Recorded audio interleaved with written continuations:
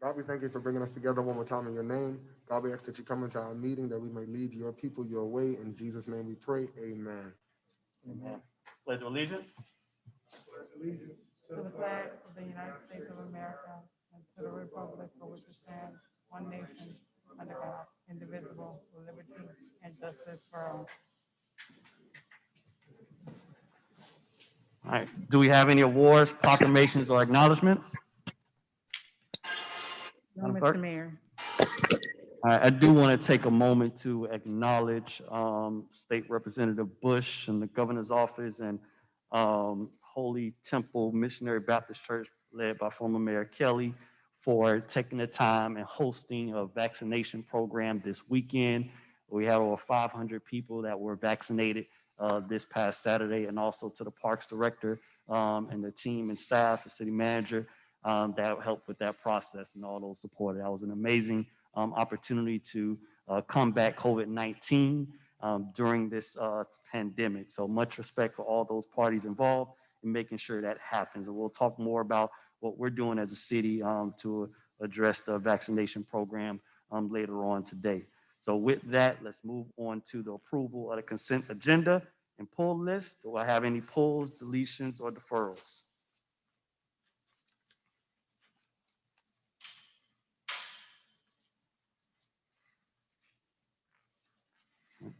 I would like to pull item number 13.4. Hearing no other. All right, do I have a motion to approve the consent agenda? Move it. Moved by Commissioner Burke, Second. second by Commissioner Taylor. Madam Clerk? Commissioner Davis, Yes. Commissioner Taylor, Yes. Vice Mayor Williams, Yes. Commissioner Burke, Yes. Mayor Pike. Yes. Motion passes 5-0. Do I have a motion to approve the agenda? Mr. Mayor, Yes. we have several add-on items. Oh, several. Okay.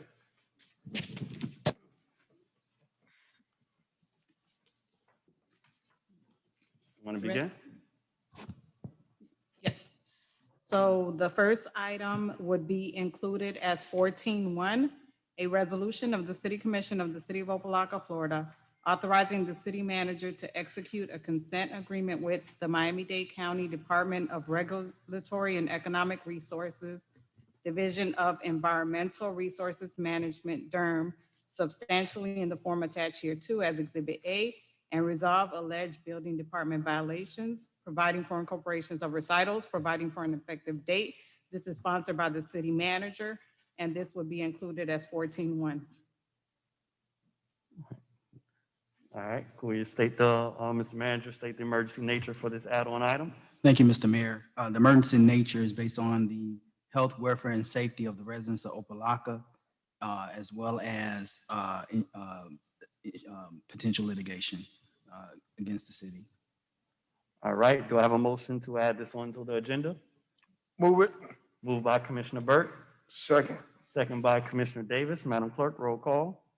Vice Mayor Williams, Yes. Commissioner Burke, Yes. Commissioner Davis, Yes. Commissioner Taylor, Yes. Mayor Pike. Yes.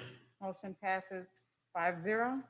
The second item would be included as 14.2, a resolution of the City Commission of the City of Opa-locka, Florida, urging the Florida governor to amend Executive Order 20-315 to include teachers in the Phase 1 COVID-19 vaccination distribution plan priority list, providing for transmittal and providing for an effective date. This item is sponsored by the city manager and co-sponsored by Vice Mayor Williams. All right, could you state the emergency nature of this item?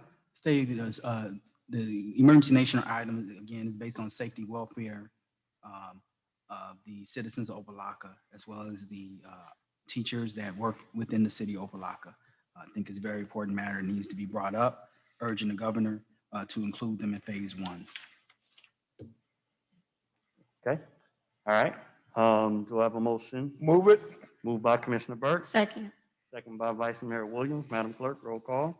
Commissioner Burke, Yes. Commissioner Davis, Yes. Commissioner Taylor, Yes. Vice Mayor Williams, Yes. Mayor Pigott. Yes. Motion passes 5-0.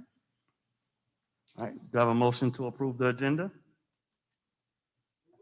Moved by Commissioner Burke, Second. second by Commissioner Davis. Madam Clerk, roll call.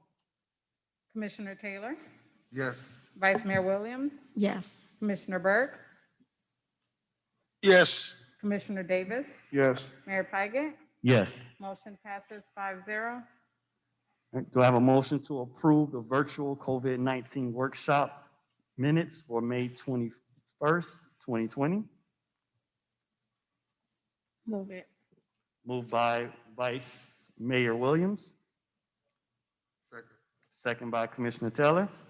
Madam Clerk, roll call. Commissioner Davis, Yes. Commissioner Taylor, Yes. Vice Mayor Williams, Yes. Commissioner Burke, Yes. Mayor Pigott. Yes.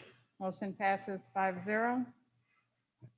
Do I have a motion to approve the regular commission meeting minutes for December 9th, 2020? Move it. Moved by Commissioner Davis, Second. second by Commissioner Burke. Mr. Mayor. Madam Clerk? So the approval of these minutes will be approval with corrections on page 18. The third paragraph from the bottom says Manager Pigott. It should read Mayor Pigott. So that will be corrected. All right. Madam Clerk, roll call. Commissioner Taylor, Yes. Vice Mayor Williams, Yes. Commissioner Burke, Yes. Commissioner Davis, Yes. Mayor Pigott. Yes. Motion passes 5-0. All right. Do we have a report from District 1 or District 2? No, Mr. Mayor, All right. Do you have any public presentations? there are none. All right. Let's move on to Citizens Forum. Could you state the protocols that govern Citizens Forum and begin with moderating that, Madam Clerk? Yes, due to COVID-19, the City of Opa-locka Commission will hold its meetings in person while still allowing virtual participation via Zoom. In-person meetings will be held in the commission chambers at Shabandi Village, 215 Purvis Avenue, Opa-locka, Florida. Space for in-person attendance is very limited due to COVID-19 social distancing. Members of the public wishing to address the commission are strongly encouraged to participate virtually by registering at least 2 hours prior to the scheduled meeting time at public comments@opalockafl.gov. City Commission meetings will be aired through live stream at www.youtube.com/user/City of Opa-locka. These procedures for public presentations at commission meetings can also be found on the City of Opa-locka website at www.opalockafl.gov. And Mr. Mayor, we do have one public comment that was submitted via email. And this comment is from Michelle Henney, 10640 Paris Street, Cooper City, Florida, 33026. My comments are for the full benefit of the residents of the City of Opa-locka so that they are aware of what is actually occurring in their own city. What does Assistant Manager George Ellis do for the City of Opa-locka? What is his salary and what has he accomplished since his hire date? There have been 13 resignations since the Finance Department of the City of Opa-locka has been under the management of Geraldine Lazar of Tri-Merge. The city has paid Geraldine Lazar in excess of $1,100,000. The city is still 2 years behind in audits. What is the timeline for the 2019 to 2020 and 2021 audits? And this concludes that public comment, Mr. Mayor. All right.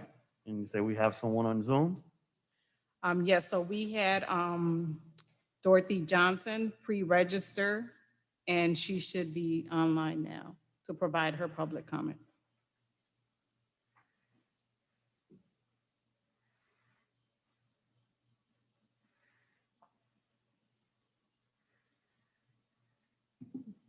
Is she on, Ms. Johnson? Yes, I think they're working on that, Mr. Mayor. Hello? Yes, we can hear Hello? you. Okay, thank you. Good afternoon, Mr. Mayor, Vice Mayor, and Commissioner. My name is Dorothy Johnson. I reside at 13724 Northwest 22nd Place, Opa-locka 33054. Couple of questions. First of all, I'd like to congratulate the commission on the workshop. I think it was last week or week before last. Excellent. I made some suggestion. Haven't heard back from anyone, but I'm looking forward to that. I've gotten a couple of calls from businesses from, I don't know what department, said it was from the city offering a $10,000 forgiveness loan. If somebody can address that at the end of my comments, I would greatly appreciate it. The employee name is Marcella. Is it my understanding that in your workshop, there may be a possible recommendation to increase the taxes? Can someone address that? I strongly, strongly encourage the commission and staff or whomever to really come up with some strategy for troubleshooting, because I think we need to work on building the trust within the community. Fortunately, we have increased 45 citizens with boots on the ground since your last meeting. So I'm sure with people going back looking at the YouTube, you should have at least 45 additional than what you had previously. We have a plenty of cell phones with truth seekers in the community at large, and I'm very thankful for the neighbor to neighborhood by ring. We keep in communication with crimes that's going on throughout the city, which is working out very well. We did a lot of recruitment with that, and I think our numbers is mostly bi-weekly increasing. In the last meeting, I asked for one of the commissioners, whomever may take the baton up, to consider bringing legislation for seat-wide election prior to 2022. I don't know who to get with. I don't want to start a petition because I feel as a taxpayer, I'm a part of the team. But if no one don't address it soon, I think that's maybe the best where we need to go. I've been approached by a couple of reporters asking me, have I ever tried to mentor any of the commissioners? And I addressed yes. I spent at least a couple of hours with some of the ones that are on the desk now. And because I know the importance, I had a great mentor. Congresswoman Carrie Meek was my guru that got me involved in this. And I know in Opa-locka as well as other cities, you can really mess your name up here, but I don't want my name scarred with Opa-locka or issues. So I am willing to work, but I am strongly encouraging that we look at transparent government. And for the city manager from the last meeting, I left with a heavy heart. I think it is very important that you, the elected that works for the people, by the people, the government, allow the city manager to do his job. And if he is in echo sound, you have the community support and the commission have the community support, but let's separate the responsibility. Thank you. And I look forward to some answers to these questions that I've brought up. Have a blessed day. Thank you. Citizens Forum is open.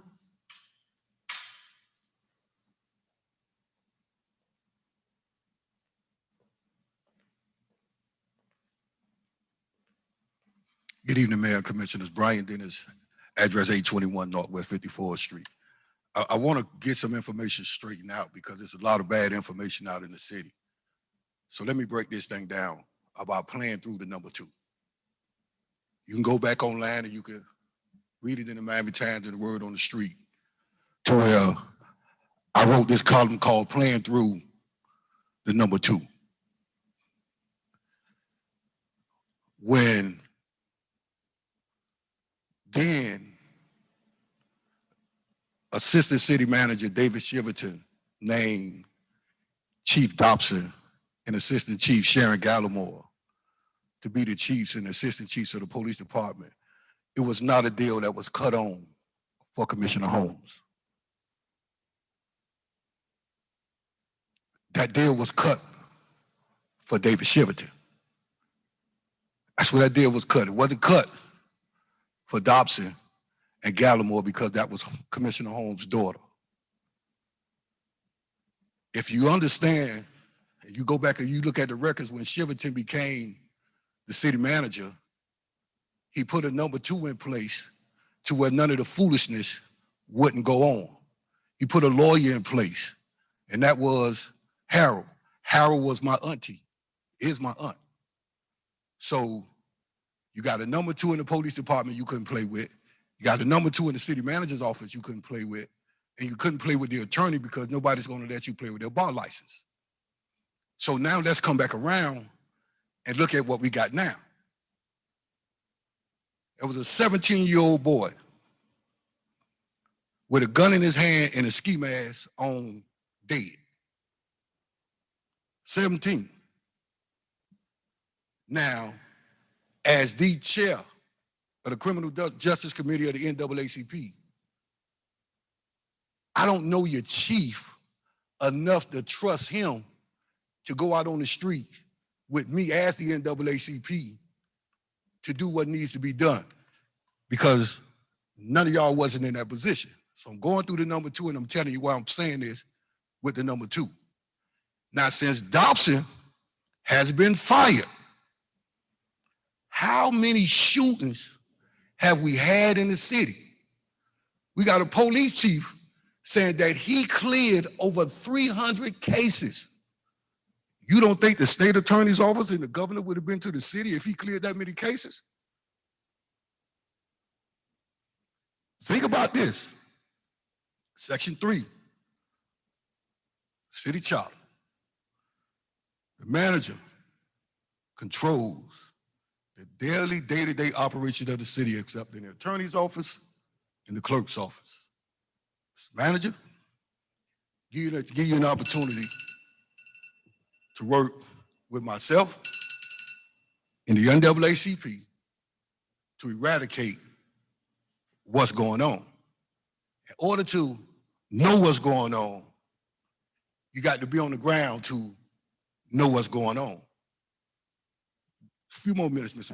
Mayor. Just about a minute. And here's why I'm saying this. When you come from out of that life, people will talk to you about that life. When you come from out of that life, people will talk to you about that life. So we got 2 people, two places that's getting government money. I'm winding up. That's getting government money, and we spending bad money on the back blues with $25,000. When the owners of that apartment building back there and over there has failed to invest in the very same residents that we want to vote for us in 22. Thank you. Thank you, Mr. Dennis. Citizens Forum is open. Citizens Forum is closed. Anyone have any responses for anything brought up in Citizens Forum? Mr. Mayor, may I? Mr. Manager? Ms. Johnson's comment in regards to a proposal coming to the commission to increase the taxes. That's not the case. The city's already passed the taxes, the tax rate for the budget year. We're not even in budget discussions right now to even discuss ad valorem tax increase. So I don't know where that came from. As far as a $10,000 forgiveness, more likely than not, that's being confused with the amnesty program that the city has in regards to code enforcement violations, where businesses can get up to a 75% relief in regards to current violations based on liens and violations that are currently on file. So that probably is where that came from.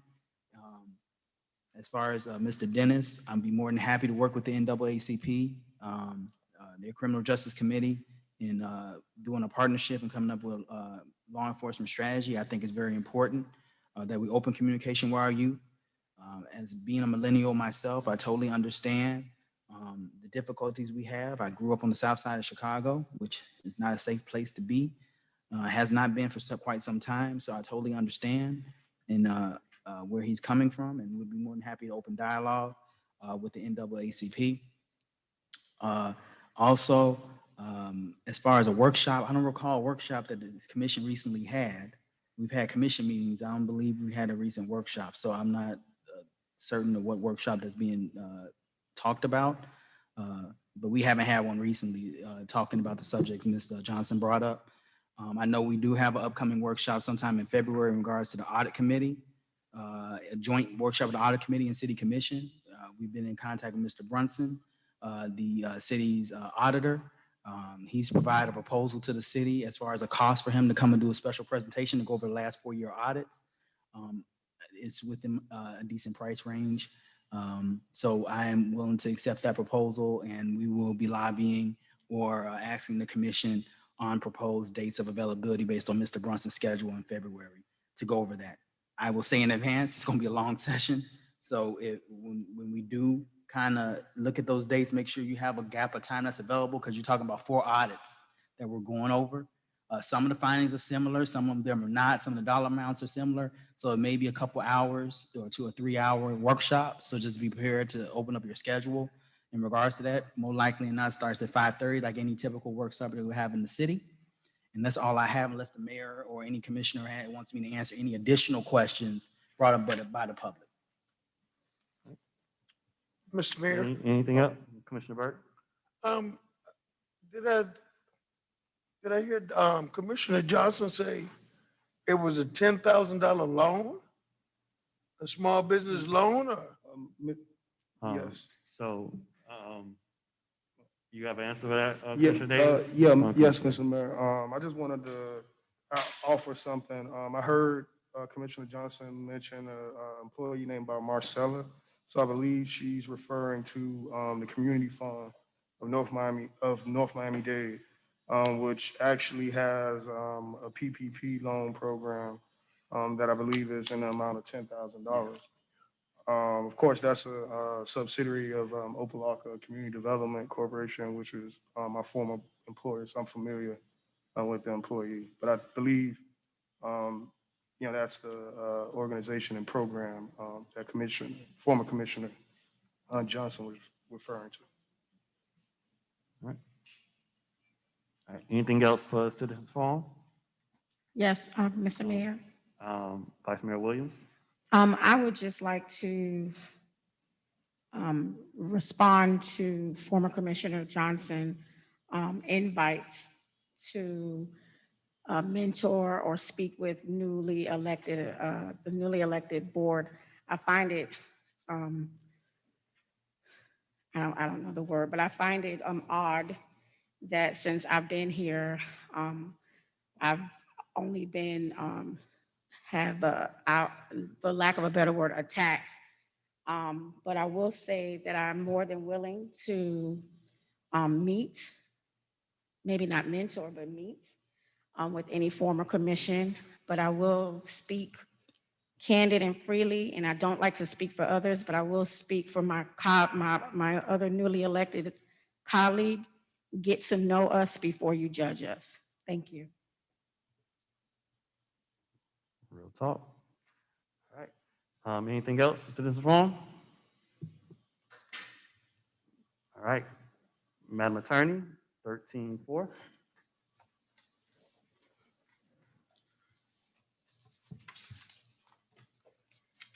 A resolution of the City Commission of the City of Opa-locka, Florida, rescinding Resolution 20-9809, authorizing the city manager to accept the emergency fee proposal of MC Harry and Associates, Inc.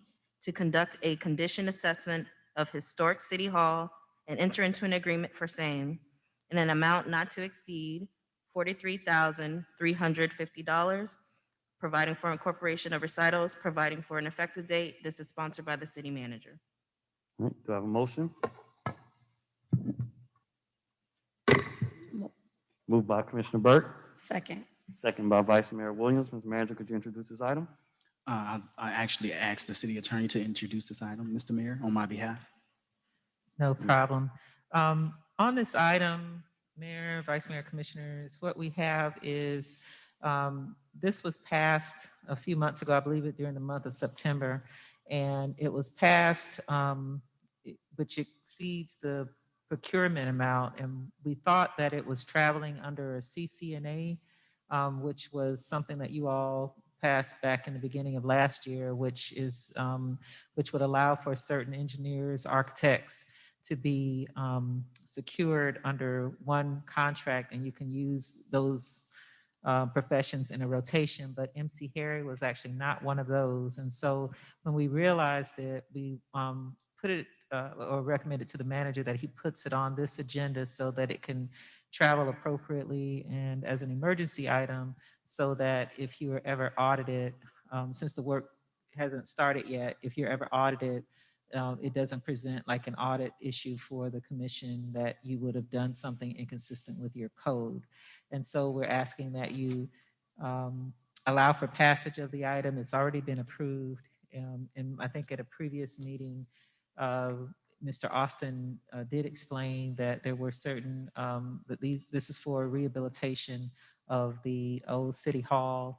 There was a top piece of a tower that wasn't installed, even though work had been done. And now the city needs to get an assessment of what the extent of the damage. And so apparently this building has been abandoned since 2016, and due to weather issues, there are roof and other structural upgrades that need to be determined. And this is needed on an emergency basis because the city doesn't want to continue to, or the city staff understandably does not want to continue to have damage to that building, and work needs to be done immediately. So you have the backup material here, and we're asking that you pass it, but this time it will be done consistent with your procurement code. Thank you.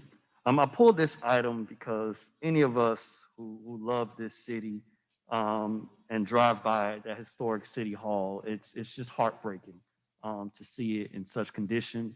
And over the past few years, we have had quite a few resolutions and proposals to address it. And I just want to make sure that we get this done. That building is our icon, and we need to make sure that the whole complex is moving forward and getting rehabilitated so it can be a shining beacon for the citizens and the residents and everyone that wants to visit the historic center here in South Florida.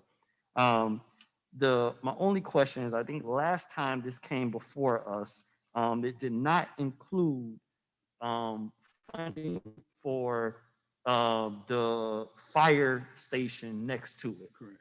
So it just focused specifically on the historic city hall building and not the entire complex.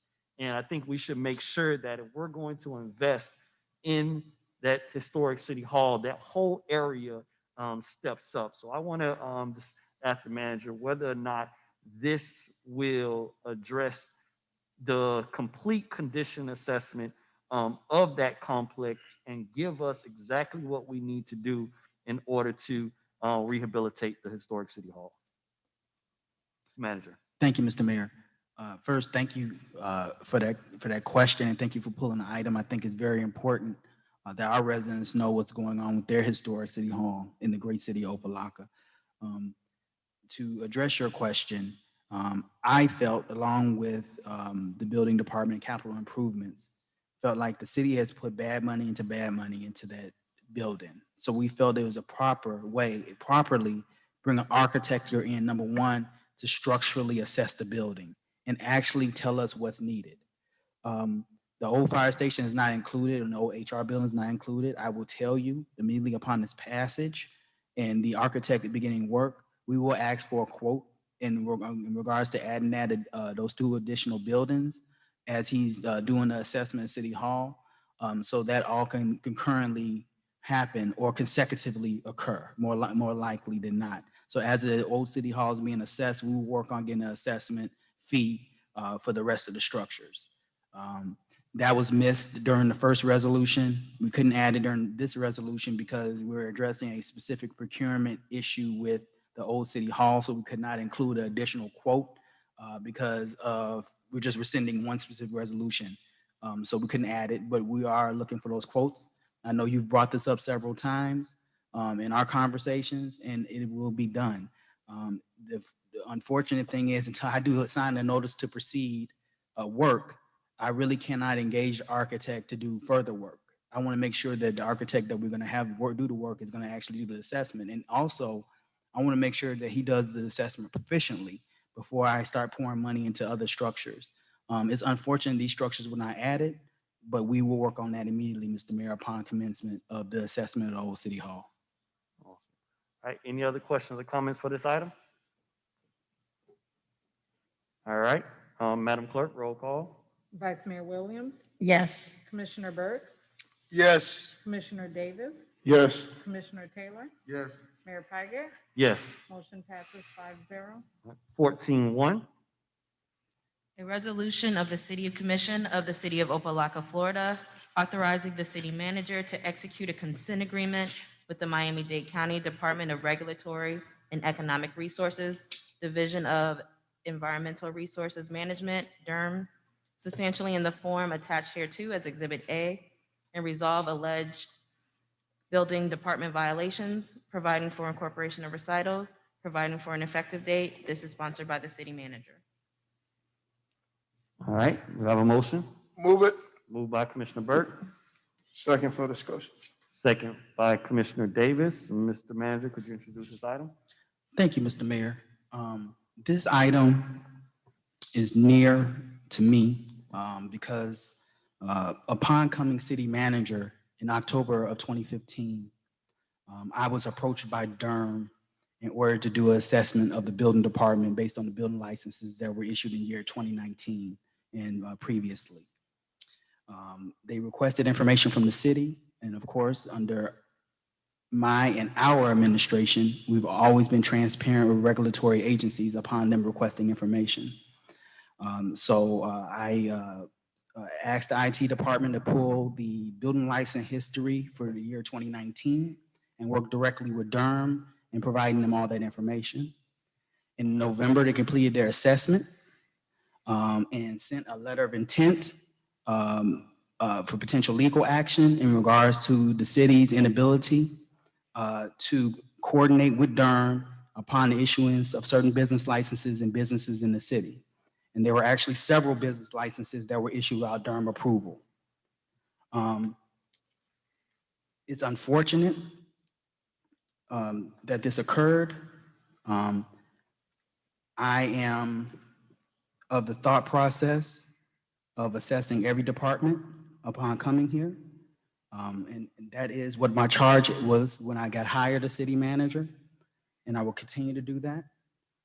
In extensive discussion with DERM, they wanted to fine the city $25,000, have the city enter into the consent decree, and have us invest in over $35,000 of improvements of the building department systems in order to modernize the building department. As the mayor has requested since I've been here, a modernization of the building department and being removed from the DERM moratorium. So I was able to negotiate with DERM for them not to fine the city $25,000. And in exchange, the city will invest over $35,000 of an in-kind contribution to improve the building and license department. Number one, to do assessment of the building and license department by IT and HR department to determine personnel capabilities or personnel requirements, looking at IT systems, looking at cities such as Hialeah, that's currently being overseen by DERM in regards to their building license process, and other cities that have been in similarly situated situations, looking at their systems. My goal is to work with DERM hand in hand. As you read in the consent decree, I requested 30 to 90 day reports to be submitted by the city on a regular basis, requested the IT upgrades. DERM will be working hand in hand with the city to work on those upgrades. No IT upgrade can be done without DERM's authorization and visibility. Any IT upgrades that will be done, the systems will communicate directly with the city and DERM, so we will not have to pull reports. DERM will be able to access our systems, look at the pending business licenses, and do the appropriate reviews. And again, we want to do a holistic review of the building department. And actually, realistically, that review has been done, Mr. Mayor and commissioners and vice mayor. That review has been done by Durham. Durham has done the job for the city, such as the assessment that was done on the police department requested by Miami-Dade County. This assessment was done by Durham in the cooperation of my office in ensuring that there's full transparency of our building department. So in saying that, these are very unfortunate circumstances. We're entering in another consent decrement that is unfortunate. But I thought it was important that Durham provided an update of the current consent decrement. So there's a memo within the package showing the status of the current consent decrement and the achievements that we've made since I've been city manager in regards to achieving the goals of the first consent agreement. Unfortunately, we've had very bad rainy season, so we were not able to do most of the assessments and reviews to come out of the Durham moratorium. We're pushing very hard to come out of that moratorium this year, but we're looking at getting out of the moratorium next year. Durham is working hand in hand with the city. It was not that way. I repeat, it was not that way prior to 2019. The city was not working hand in hand in Durham. Durham would request information, they would not receive it. Durham would request lists of building licenses that were issued, the city did not cooperate. Information was withheld from government agencies in the past from the city, as everybody knows the city's history. And I think it's very important that this violation may look negative, but it shows that the city is moving forward in transparency.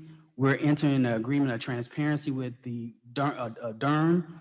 And I think another consent decrement, I think, is warranted in this situation.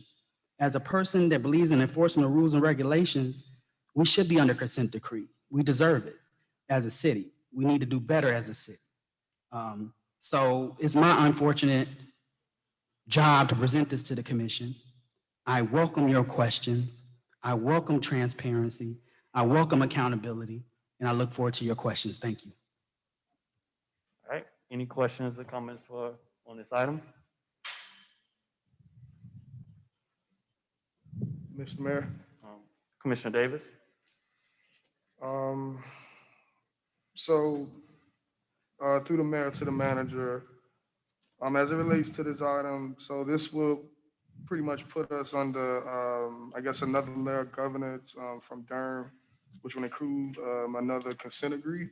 I guess outside of our water and sewer, this would be related to the issuance of building licenses from that department. Correct, Commissioner Davis, that's correct. This will be Okay. another consent decree. Okay, and the penalty that's associated with this is, what is that exact amount? So let me actually look at the consent decree. The dollar amount, which I had them spell out because there were percentages and various other things. So I said, we need to spell the actual dollar amount of what is required in kind. Is over $35,000, and that's based on in kind. So basically, we have to show documentation of investing that amount of money in the upgrades of our system, which is essential and I think is very important. Is actually $37,500, totaling, or exceeding $37,500. So long as we spend that amount of money, there will not be any enforcement action as far as the city paying an actual penalty to the Durham. There's a small administrative fee of a little over $1,000 that we have to pay based on the time they spent to do the investigation and review the documentation. We have to pay for their staff time and their investment of looking at the building department. So the city has to pay that. But other than that, everything else is in kind and upgrades that were going to be done within the building department anyway in the year, this budget year, next budget year. So we're in very good shape. These were planned improvements anyway. Okay, so on the financial side, we really could provide, I guess, an in-kind match given the investments that we put in our infrastructure. So that was able to be negotiated by your office, Mr. Manager. Yes, sir. So as it relates to the actual consent agreement, that's not off the table. That's still on the table. Yes, that has to be approved, or Durham will propose legal action against the city in order to do further enforcement, similar to the consent decree the city did in regards to water and sewer. Okay, all right, thank you, Mr. Manager, I'm good for now. Anyone else? All right, this is a very important step in addressing one of our four major challenges. If you look at the back of this document, you will see that back in 2018 is when we had the original consent agreement where there were reports of sewage coming up across the city and us being literally in dire need of infrastructure repair. And what that did is that with this moratorium that was on the city, I believe, Mr. Manager, what percentage of the city's commerce and business district was under moratorium? It was a significant percentage. I don't know the exact number on the top of my head, Mr. Mayor, but it was a significant amount. And actually, the moratorium is causing us not to open new commerce or new businesses within the business park area, mostly along Cairo Lane corridor and various other corridors of the city. Exactly. So this was a part of that major challenge because literally there can be no new businesses in almost 90% of our commerce and business district in the city. So that means if a company had a warehouse where they would had a few open lots, they couldn't even rent out those to new businesses without getting that extra approval because of our pump stations. Since that time, we made significant achievements in that regard to get the pump stations up and running. But a big problem was making sure that our occupational license infrastructure was put in place. So I am happy to see the partnership with Durham has thorough analysis of our building department so we can rectify those issues. I'm glad to see the work that Public Works has been doing over the years to get those pump stations up and out of moratorium so that we can have a platform to really spur and engage our new businesses in the city of Opa-locka. We cannot even recruit new businesses without this being out of this Durham consent agenda. So this is why it's very important. I'm glad to see us making significant progress in these few years in regards to this item. So I fully support the passage of this so that we can move forward and work with our partners to get this city right. All right. Any other questions, comments? Vice Mayor Mr. Williams. I just wanted to ask Mr. Manager Pate a quick question. I see the last consent agreement in the back that you referred to, 2017, 2018. If and I'm glad that we're addressing this problem now. As I read up and study on the past and how we're moving forward. My question is, how do we know in this department, the building and licensing department, are there people that were in that department when this fell through or fell in under the table? And have we addressed those people if they're in management positions that allowed this to happen? And how do we, what's the accountability to make sure this doesn't happen again with those same managers that were there in this department? Thank you. Thank you, Madam Vice Mayor, for your question. The city is doing a full analysis of the building and licenses department, as well as the history in regards to staff and various other matters in regards in the department. Again, it's going to require a comprehensive assessment, which I've charged the Human Resources Department, IT department to do.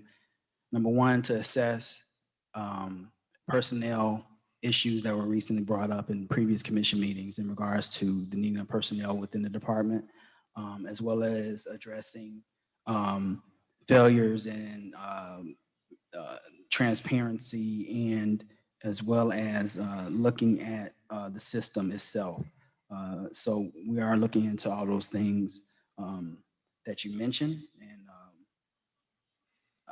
I can't really speak on anything further in this public meeting because we're currently doing a full assessment, but I'll be more than happy to discuss this with each commissioner, mayor and vice mayor if need be offline. Thank you.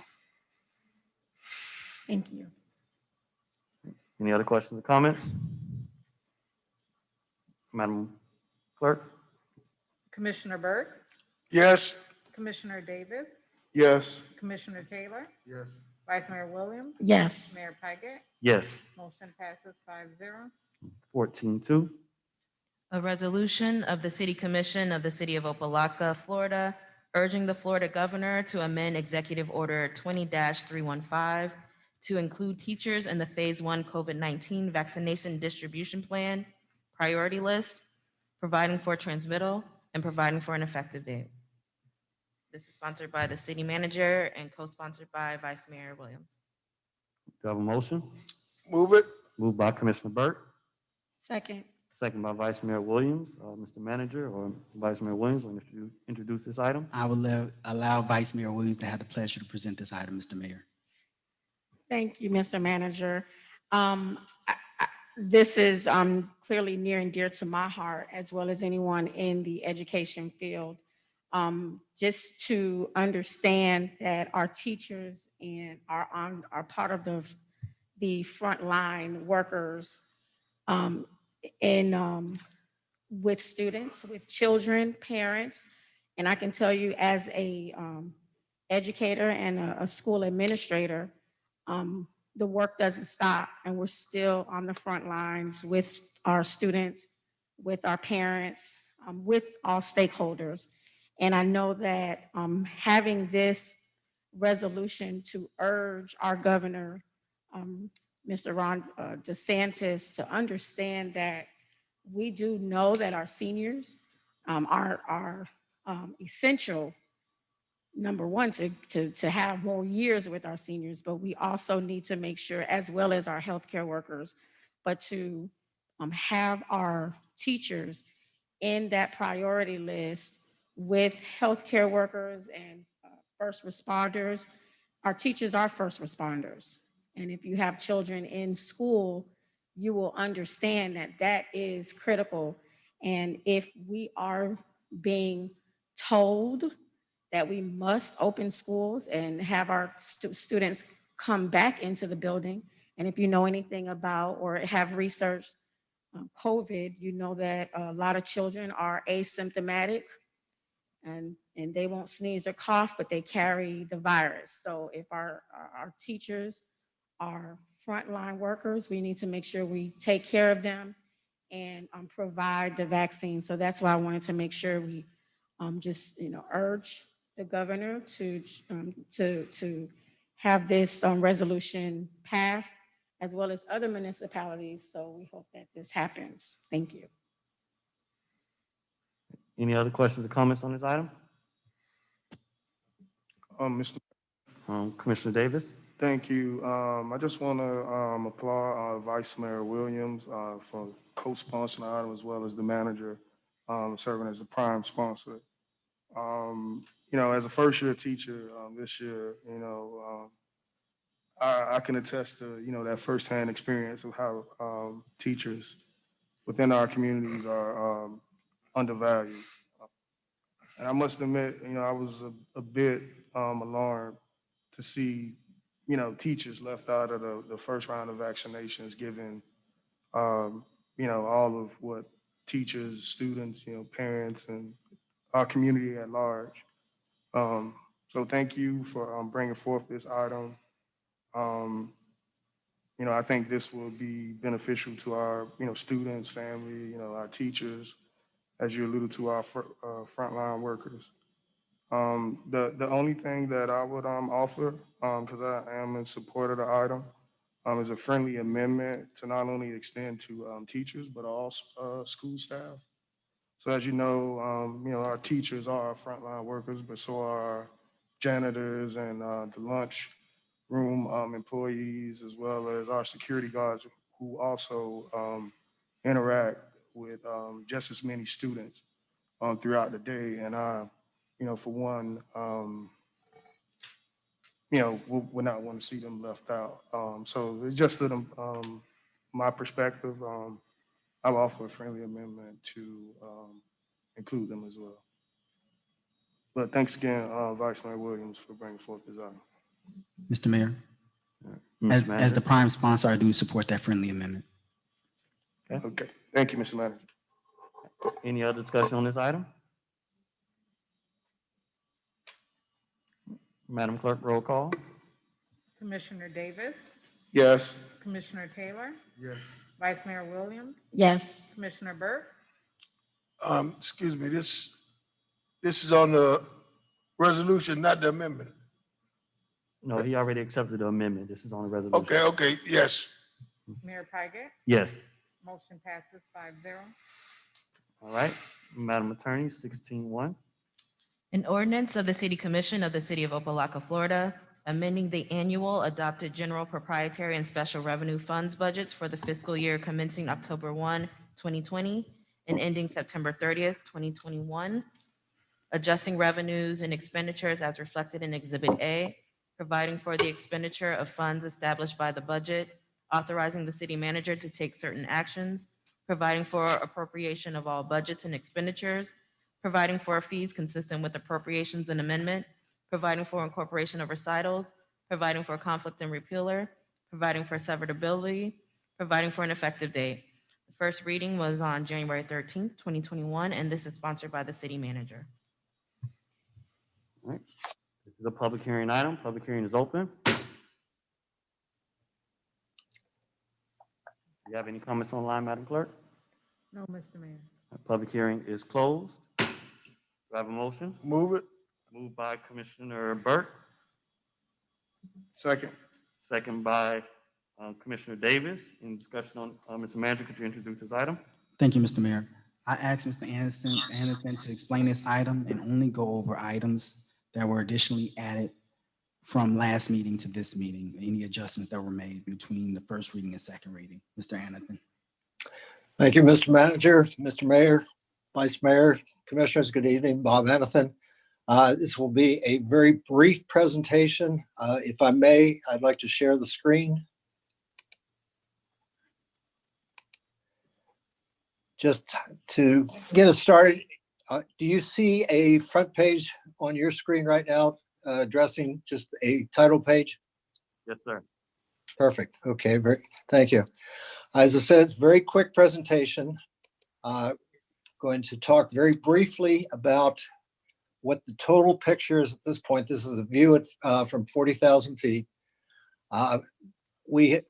For the last first year, we had talked about 27 items and about $1.8 million. Since then, we have taken 2 out, as I indicated last time, because they were redundant with what was passed in the first budget amendment of the year. And then we've added 16 smaller items, so now we have a total of 41 items. In aggregate, 2.3 million, that's gross. We've identified $1 million of cost savings, administrative adjustments, and I'll explain that term in a moment, and also use of contingency. The general fund contingency now is down to $1 million, and I'm going to spend one brief moment at the end of the presentation. It's a 6-page presentation. We're going to go through it pretty quickly. Consequently, with 2.3 million gross and 1 million of adjustments and savings and so forth, this is a $1.3 million net increase to the citywide expenditure. This is $77,000 than we discussed at the hearing 2 weeks ago. These are the changes from the first hearing. As discussed a moment ago and 2 weeks ago, taking out 2 of the rollover projects. Again, these are projects that were actually approved and funded in FY20, but not completed. And these are doing nothing more than moving the remaining expenditures and the funding to pay for those expenditures into FY21. One additional increase is $8,000 of police training. A member of the command staff is slated to go to Northwestern University for 3 weeks this spring for a leadership and management training program, as I said, 3 weeks. Then the new items are 16 new items. 203,000, half of the total of the 426 is administrative. This is nothing more than taking 2 projects that were originally approved in one account and moving them to another account for various administrative reasons. Absolutely no decisions to be made there. Next major item is the hurricane damage from Hurricane Eta. The Hurricane Eta to have been a FEMA claimable event, the county would have had to incur $10.5 million of damage, only incurred 7.7. So consequently, any damage that's incurred by anybody within the county is not subject to being claimed from FEMA. $75,000 is also less than the city's insurance deductible. So this is going to be out of pocket. It has to do with water damage to the municipal complex, the building that I'm in right now, and also elevator damage related to water damage. The next major change is $41,000 for Florida incident-based software system. The good news is that 92% of that is covered by a state grant, so consequently, it's only $5,000 out of pocket. The last major departure from the what we talked about 2 weeks ago is inclusion of a proposed property manager contract after an RFP is issued on it.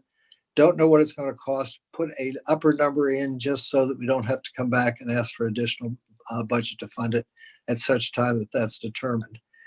After that, we had 11 other items, which in aggregate were $81,500. Miscellaneous postage, interesting enough, was $12,000. If I can digress there for a very quick second. Part of what I'm doing to assist in purchasing is I review all of the invoices that come through. Came across one invoice for $1,000 of stamps for the machines we use that are automatically updated. We had a $5,000 account balance on it with very high interest rates. And it turned out that we had always paid the $1,000 each time we renewed it, but we never got around to paying all the fees and penalties. So of the $12,000 there, $6,000 of it is just to catch up and make those very large interest payments that we're incurring go away. Training, about $19,000. Temporary staffing, the city clerk has been operating without an assistant city clerk since mid-November. Needs temporary staffing, $10,000 in for that. 2 police radios have outlived their usefulness, have to be replaced. We're talking about $12,000 there. As I mentioned before, unemployment compensation in the private sector, that's part of your payroll taxes. In the public sector, it's pay as you go. We just got another very large charge after not having any of those charges last year. So there's another $15,000 there. Advertising, $6,000 for the CRA. And after that, just a few miscellaneous, much smaller items. This really is the changes very quickly. Just to, since you do have to pass all 41, this is a reminder of what you saw before. I'm just going to put it on the screen just to refresh your memory and to give you the chance to, if there are any questions that come to mind, I'll certainly stand ready to answer them once we're through. So this was the rollover projects. Again, just put it on the screen just to remind you what was there. You can see 2 are struck out. Those are the 2 that are actually addressed in budget amendment number 1, so that they result in a $77,000 savings to what we looked at 2 weeks ago. These were the smaller items. Again, I'm not going to go through them, just as a reminder that they are there. And if there are any questions, I certainly stand ready to answer them. As you can see, the one difference from what we talked about 2 weeks ago, there was police training of $20,000. It's now $28,000 with the additional $8,000 for the program I mentioned a moment ago. Just one thing for your consideration has to do with general fund contingency. The reason you have contingency is for major events such as hurricanes. City really has 3 lines of defenses if you really get nailed with a hurricane or some other really major event. The city could use fund balance, but as you know from the FY18 audit, fund balance is far less than it should be, and we're in the process of restoring it. So that's not an option right now. Second line of defense is to have an emergency line of credit. The city's financial history is such that I don't think that's available to it right now. So our primary line of defense against things such as a hurricane is our contingency. The original budget for this year is 1.47. Normally a budget would have about 1.1 due a combination of events. They did go into this year's budget with 1.47 by the time all the decisions were made. Since then, over this budget amendment 1 and now budget amendment 2, it has gone down to about $1.04 million. That really is kind of a floor as to where you want to be to have a line of defense for something such as hurricanes, with the hurricane season not even starting for another 5 months. So I will throw out for your consideration. I know that there are a lot of things that people want to do. Should not consider contingency as a method of funding any new initiatives for the time being. Any new initiatives that are deemed to be appropriate by the commission really are going to have to look around for cost reductions in other programs until we better know what our financial status is. The reason I say that is we think we have done quite well over the past 2 years, but we won't know with any great degree of certainty until your FY19 and FY20 audits are done, with the FY20 audits not being done until late spring. And a second factor to please keep in mind as we go forward, we really don't have a firm understanding of the FY21 revenue. And just by way of example, and again, I'm talking general fund, the FY21 revenue budget for the general fund is a little over $19 million. Because the accounting community has been so focused on ensuring that everything's ready to kick off the FY19 audit, there has been very little in the way of information provided in terms of FY21 revenue. As I said, the budget is $19 million at the moment. There's something like $400,000 of revenue reported in the account. So we really don't have a firm understanding of what our revenue picture looks like for FY21. So again, for your consideration, please understand that we are a little bit snug at the moment, and recommendation for your consideration, just to the extent that there are other new programs that the commission wants to bring into place, we're going to probably have to fund them through cost reductions, because at the moment, I really don't know any other major pockets of savings that can be applied to it. With that, that's all that I can address in regard to budget amendment 2. And I certainly stand ready to answer any questions that anybody may have on any of the items we covered either in the first reading 2 weeks ago or the reading this evening. Mr. Mayor. All right, any other, Mr. Manager? Mr. Anathan, have you considered the $498,000 that was released by our banking institution in regards to our loan payments in regards to your revenue projection? Yes, sir. That was brought into that was believed to, even though it was formally announced within the last 30 days, that was an assumption of the FY21 budget and was brought in at that point. Ms. Lazier, was this the assumption of the budget that's currently on the books, the $498K that was being released? I know the 1.2 or whatever $1 million was considered, but I know this 498,000 is new as far as this year. If Ms. Lazar is on the line, has that been considered based on your analysis? So good evening and thank you. Yes, based on my discussions with Mr. Anathan, the release of the monies being held by the bank were considered in the budget initially. And so the bank basically noted to us that this was their first review, and they'll do another review mid-year to determine whether or not they'll release additional funds. So that was already factored into the original budget. But I'd just like to get clarification from Mr. Anathan whether or not the projected funds from CITT are factored in there as well, based on the new report that was issued.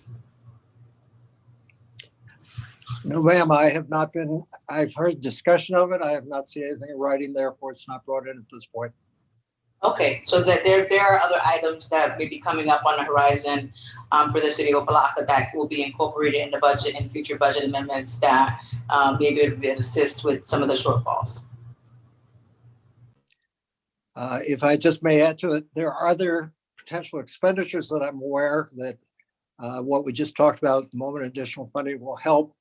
But at the moment, until we firm up those additional expenditures, as well as the additional revenue, I would still recommend a level of caution in terms of additional initiatives at this point. I certainly agree with you, and I will also add that recently, I'm not sure if this is factored in.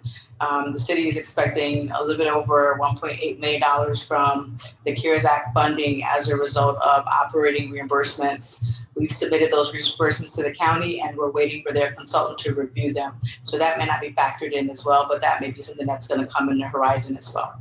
Thank you. Yeah, if I can comment on that, that goes to the comment that I think the fund balance is moving definitely in the right direction, but I don't think we're up to the 3 million that we need to be to use that as a source of funding.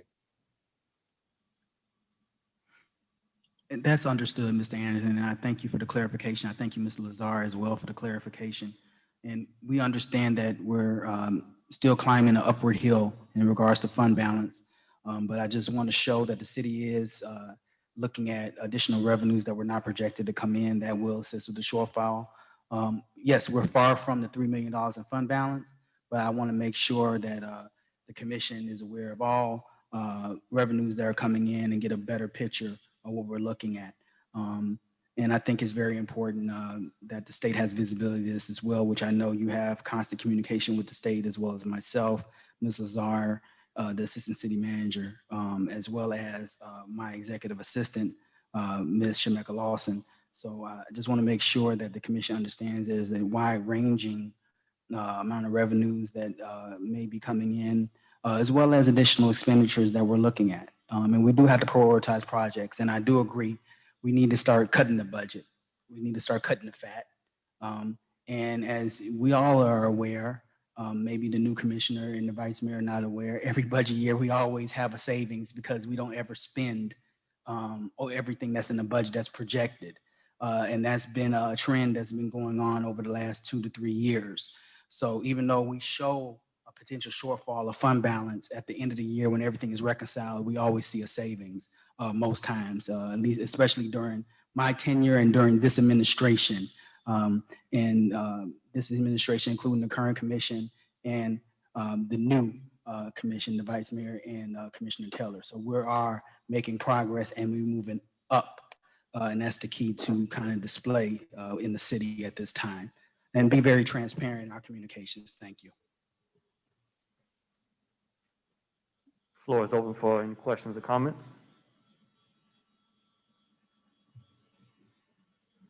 Okay.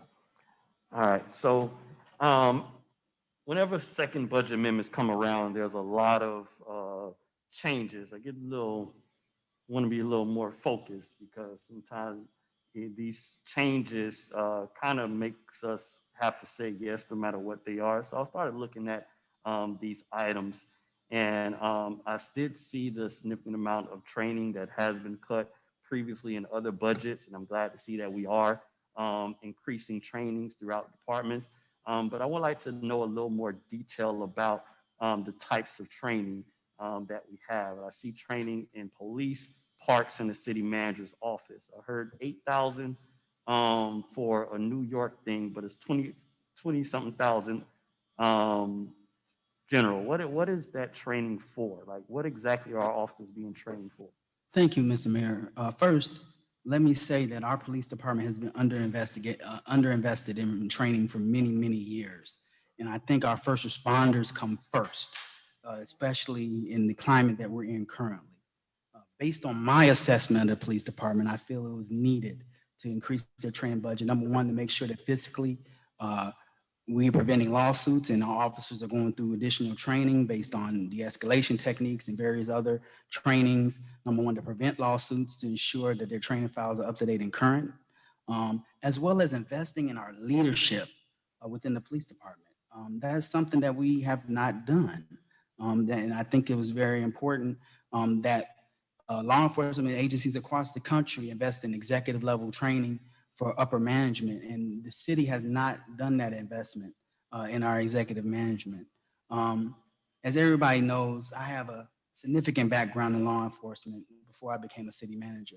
And one thing that you see in the success of a law enforcement agency is making sure that staff is properly trained as far as leadership, as well as development moving up. We just did an outside search for a chief of police.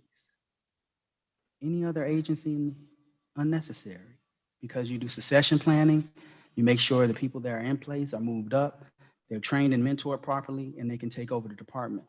And what I want to do is invest in our police department and make our law enforcement officers capable of moving up through the ranks instead of us always doing an outside search for looking for staff. So I think that's important. So we invested a little bit of extra money in training funds in regards to that. I would tell you, Mr. Mayor, a lot of these amendments, honestly, and I'll be just very direct with you, is budget amendments that are done without full communication with everybody being involved, all the staff being involved as far as conversation. If you see last year's budget, there was training put in the city manager's budget that when the budget was passed in budget amendments, it was dropped down to zero. There's no money in training for the city manager's office. There's very little money in training in the police department. There was very little money in training in Parks and Recreation due to certain line items being zeroed out. So as we look at the budget and review it, we look at compared to last year's budget, and when we do training projections, we see numbers are zeroed out. Part of that is a breakdown in communication, and I'm responsible for that, Mr. Mayor, fully, because I need to make sure my staff, they're running on a finely tuned machine. So when these amendments are done, we need to make sure that finance is involved and budget's involved, and there's department heads that are involved as far as decision making. And that has not been going on. A lot of department heads have not been involved in the budget amendment process. And that's why you see these changes. But it is important to me to make sure that during the second reading, we don't see these changes. Just recently, the last commission meeting, there was proposals to make changes in second reading in regards to lobbyists potentially and various other expenses. So second reading amendments happen on a everyday basis in any municipality in the United States of America. We need to make sure they're reduced, and we'll make sure there's proper procedures in place to make sure there's full transparency communication across departments and finance and budget. So I was specifically asking about what type of police training. So you got 8,000. And the reason why I asked is that over the past year, we had a huge movement that called for more training in police for de-escalation, less lethal weapons, mental health, and things of that nature. And this budget basically is us as a commission saying what we would want our officers and our staff to be trained on. So I want clarity on exactly like what are those trainings? Like what trainings are they paying? Are we paying for? As I stated, various leadership training courses, de-escalation, various courses that come about within the city, come about regionally. The issue that we run into, Mr. Mayor, is when some of these specific trainings come up that you're actually speaking about, when we apply for them, some of them are free, some of them are not, and there's no budget dollars. So these are projections.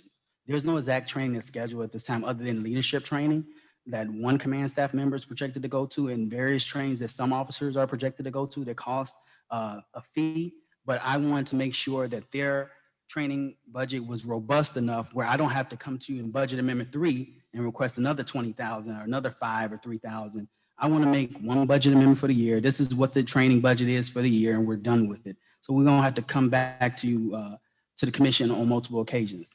Some of the training is scheduled, some of it is unscheduled, but we want to make sure we had a robust budget to ensure that when training comes about, the training that you speak of is prioritized. And I think the police department is on the Zoom, the leadership of the police department. We hear the commission loud and clear as far as what type of trainings that you want to see. And I suggest that the commissioners, vice mayor, mayor make continued suggestions on what they want to see employees trained in and done. As the commission is aware, the commission does have the right to make an advisory opinion to the city manager's office on various personnel related matters such as training, and I welcome that. So Mr. Mayor, I can't really be specific with you. I just want to make sure they have a robust budget. So when training does come up, that is available. That's for Parks and Recreation and making sure their staff have appropriate certifications to do their job. As you know, Parks and Recreation has been underinvested for several years. We have a certified director here that we recruited. We have a certified assistant director we recruited. We have a staff member that just became certified in Parks and Recreation. So we want to move the Parks Department up. So we want to put money in their training budget as well. As far as the city manager's budgets goes, that deals with leadership training and various other trainings that I go to, conferences that come up. As the commission is aware, I've been here a year, have not attended any conference because I wanted to focus on being fiscally responsible. But at this time, there's a lot of changes evolving as far as the role of a city manager, especially post-COVID-19. So I want to make sure those training dollars are built in there. Also, recruitment dollars, such as the chief of police search. We have applicants coming down that we have to pay hotel expenses for the Zoom meeting and the on-site visit on Friday. So we want to make sure that's projected in there. And other staff visits that we made to go to. It's the city manager's office intention to go to Tallahassee on multiple occasions this year to lobby on behalf of the city and meet with other departments within the state government to assist the city moving forward. So we want to have travel dollars in there. In the future budget amendment, there will be travel dollars for the city commission. Most likely, any travel that's done for lobbying for the city commission, I would request Mr. Anthony, Finance Department to pull those dollars out the city manager's budget until we're able to do a funds transfer to add additional travel expenses for the city commission. So we want to make sure, again, our budgets are robust.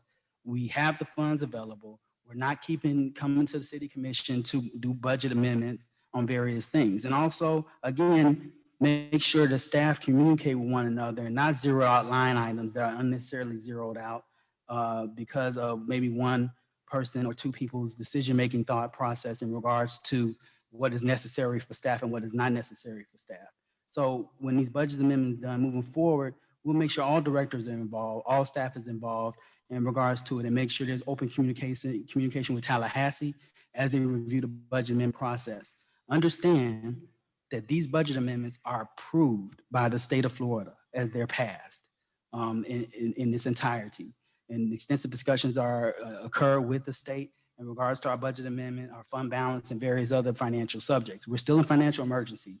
I want to remind everybody that there is a second set of eyes on our fiscal impact and what we're doing in the city on a daily basis as far as our finances. And I mean on a daily basis, as far as doing emergency expenditures and various things that go on within the city. So I understand your concerns, Mr. Mayor, but understand there's a second eyes. I appreciate those questions that you provided me. And if I could provide further verification or clarification, I'm available for that.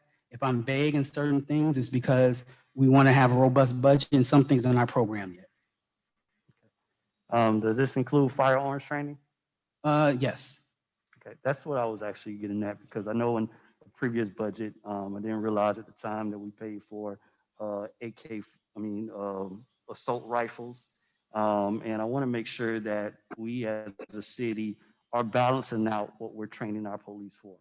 I would like our police force to be trained on mental health, de-escalation, using less lethal weapons, and those type of things. So I wanted to get a clear understanding because police officers do what they're trained to do. And I've been seeing this for a while. It's a big deal in police brutality is that officers are not trained to de-escalate. They're trained to use firearms. And we need a police force that is responsive with implicit bias training and things of that nature. So I want to know whether or not we are allocating dollars for things like the 21st century police force training, implicit bias training, less lethal weapons training, de-escalation tactics, mental health training, and even putting up funds so that we can even put up social services for those that are engaged. So that's the balance that I'm trying to be clear on. And I'm trying to get understanding of with this $28,000 training budget, how much of that is going to mental health, de-escalation, less lethal weapons, as opposed to firearms training, high power firearms training, and things of that nature. Thank you, Mr. Mayor.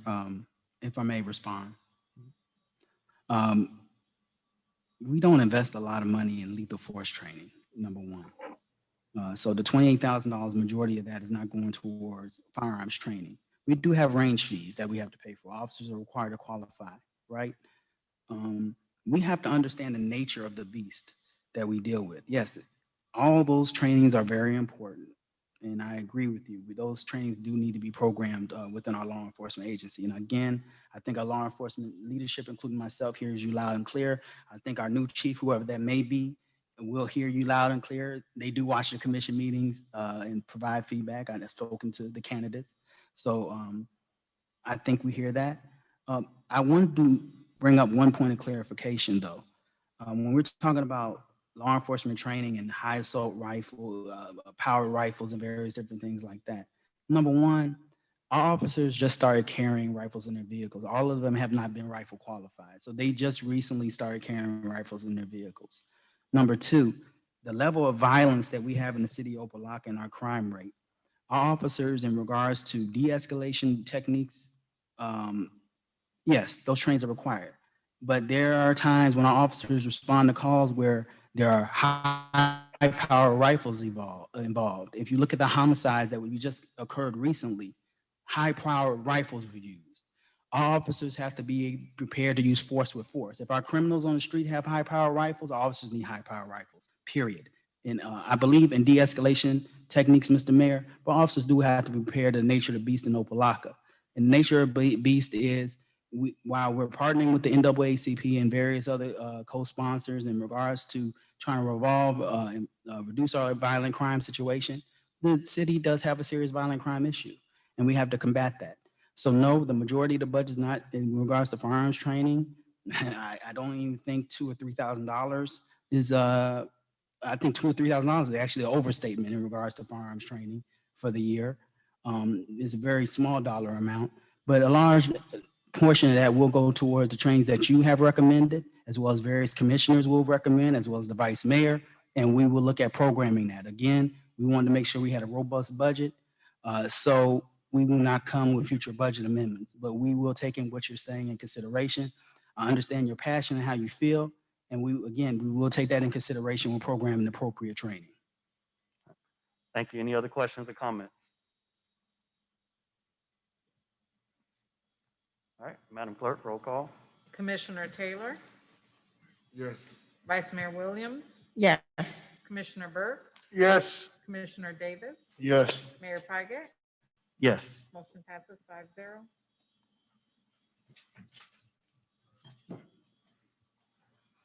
All right, Mr. Manager, your report. Thank you, Mr. Mayor.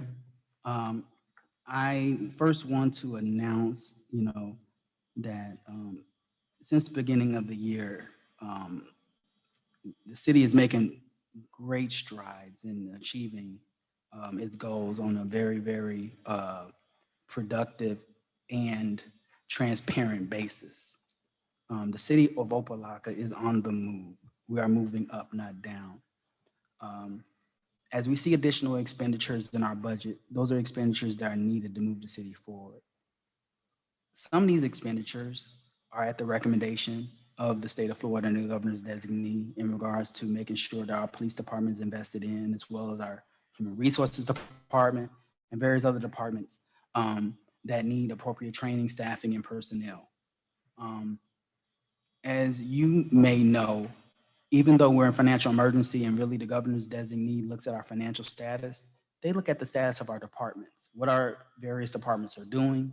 That's human resources, buildings, code enforcement, you name it, anything that is related to a future expenditure or future liability to the city, the state of Florida recognizes and provides advice and guidance to the city manager's office in regards to that. Some of that is due to past issues that the city has had in the various departments, and the hands-on approach that the states, that the governor's designee that has been involved in. So that's very important. I want to stress to the city commission and residents of the city of Opa-locka that your funds are being used responsibly and we are being transparent as a government. It is very essential and important that we know that the city is moving in a direction that's positive, that's productive, that's prosperous, that's proactive, as well as reactive to the changes that we have on an everyday basis as a city.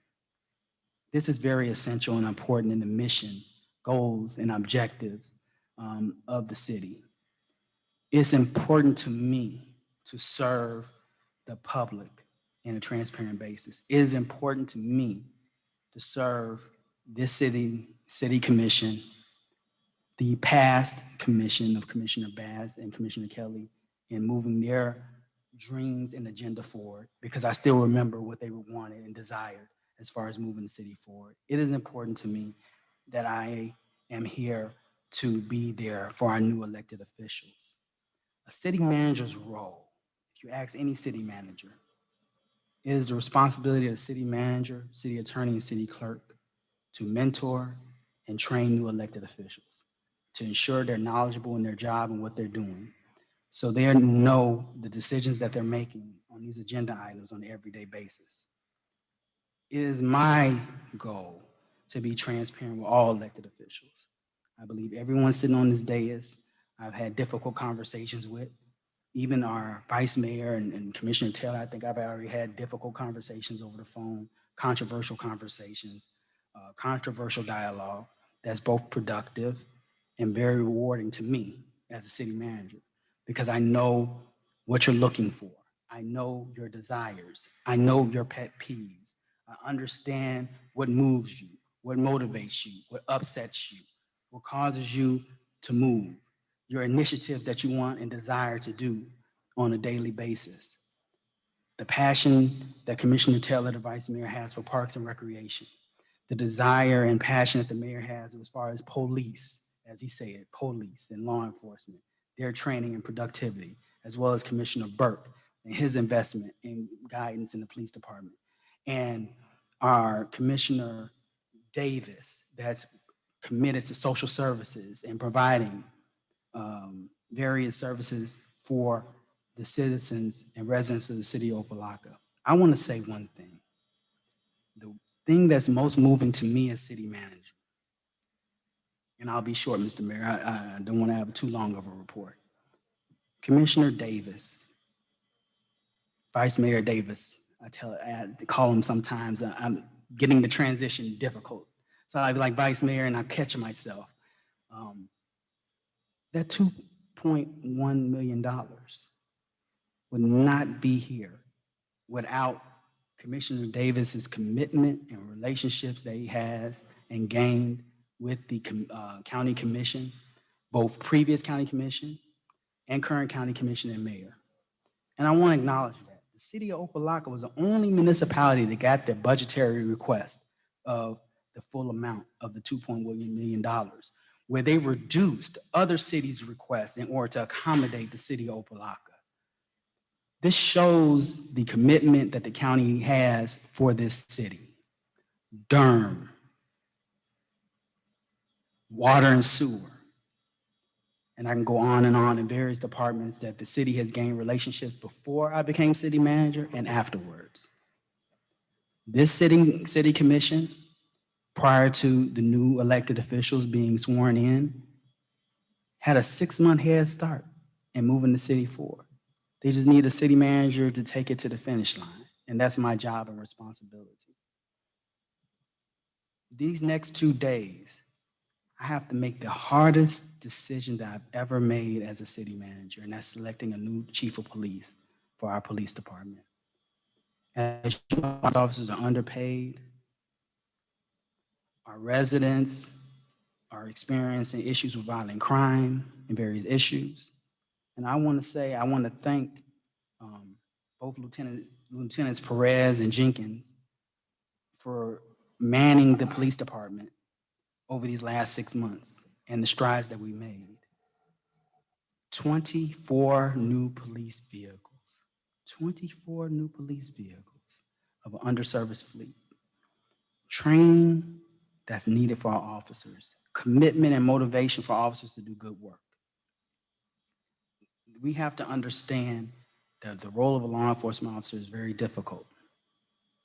So these next 2 days, I have to deal with a public assessment of our police department through questions that are being asked and reviewing a survey that's going to be put out tomorrow for our public that reviews the interviews, including our commission and their input in regards to the interview observation tomorrow for the 2 chiefs of police. I have to observe both candidates during a tour on Friday, along with a personal interview and lunch, where I allow the 2 candidates to interact with one another.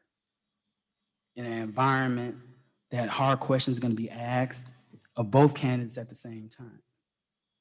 The best interview process is when you bring candidates together and have them compete with each other head to head at the same time. And you see that interaction and that understanding. That's why we're having a public interview tomorrow where both candidates are going to be debating with each other over questions that are being asked in observation of our next police chief. And I will tell you this. If I look at public comments, if I listen to my city commission and look at their advisement, and I want to make it very clear that the charter requires the commission to provide advisement only to the city manager's office, not a directive of who that person is going to be. And that's to protect the city commission, so they're not involved in day-to-day activities in regards to the selection of personnel. That it be the selection of personnel or termination of personnel. So it's very important to me that I do get the commission's input and the public's input. And guess what? If these two candidates are not it, then we're going back to the search process. If one of these two candidates is the selected person, then one of these two candidates is the selected person. I have to make that difficult decision, and I can make either decision. So I think that's very important. I ask our public to tune in tomorrow on YouTube to watch the interview process at 5:30 live. It's going to be from 5:30 to 7 o'clock. It is recorded. So it's a permanent archive. You can watch those interviews anytime between now, over the weekend, and we'll have a specific date cutoff as far as comments are concerned. And then at that point, I go into deliberation. I will have a conversation with each commissioner. I will get feedback. I will look at each candidate. And at the end of the day, I say this: I will have to get on my knees and pray on this because it's an important decision. Those that are God-fearing and those that ask for prayer on a daily basis. So I want to say I look forward to meeting the candidates tomorrow. Look forward to the interactions. I look forward to them being on site at the city on Friday. And let the best man win, or let those that don't win and restart the process. We'll see what we do and how we kind of conclude things. But I ask if the city commission, mayor and vice mayor, have any specific questions that they ask at this time. Thank you, Mr. Mayor. Thank you, Mr. Manager. I do want to talk about the police chief search. Why do we only have two candidates? I've seen all searches all across the nation. There's multiple candidates to get to the final round. Why do we only have two? We had four candidates that leveled out based on the search. And the search panel did not feel confident in selecting three people. They did not want to randomly just select three people to be on the search, be on the candidate list if they felt they were not Opa-locka material or felt that they were not the right candidate for the job. So that's why you have two people.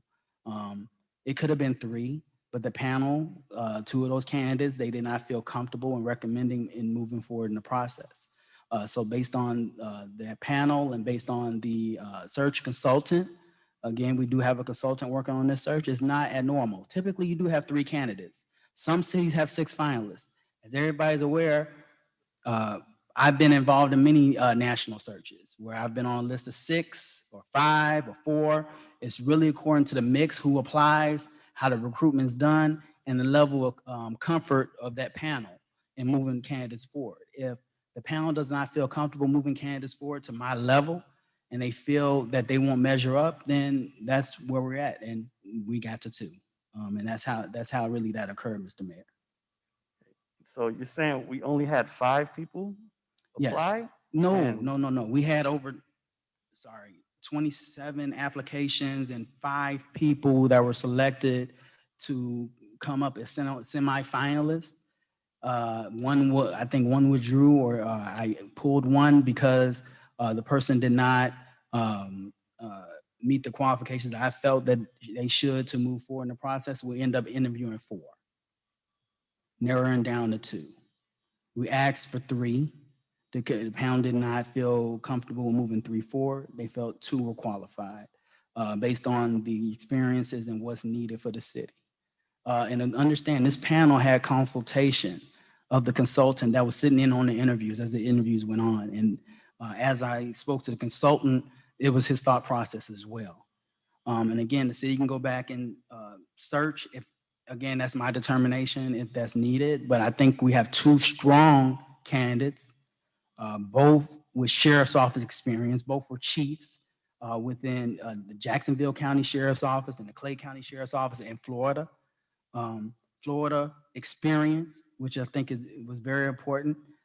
Commissioner Burke banged me upside the head. He yelled at me about why don't we get a Florida candidate, and we end up with two Florida candidates. That's just how it fell out. And that's why we do these search processes, Mr. Mayor, to see what's out there and who wants to come here. You have to understand the city's in a state of financial emergency, has a high violent crime rate. It takes people that are very courageous to apply and to come and work for the city. And we have to make sure we have the right candidate there. So with consultation, we ended up with two candidates instead of three. All right, and you mentioned a panel. I know in this original proposal by the consultant that we chose, it said multiple panels that would include law enforcement partners, department heads, community partners, advocacy groups, and labor groups. And you mentioned one panel. Did we only have one panel, and who was a part of that panel? Did we engage people like the NAACP that's been very involved with violence? Did we engage people like the so-called Brotherhood that's been close to Opa-locka, or the Progressive Officers Club, which is headquartered right here in Opa-locka? Did we engage local community partners in this panel? And if not, who was a part of the panel?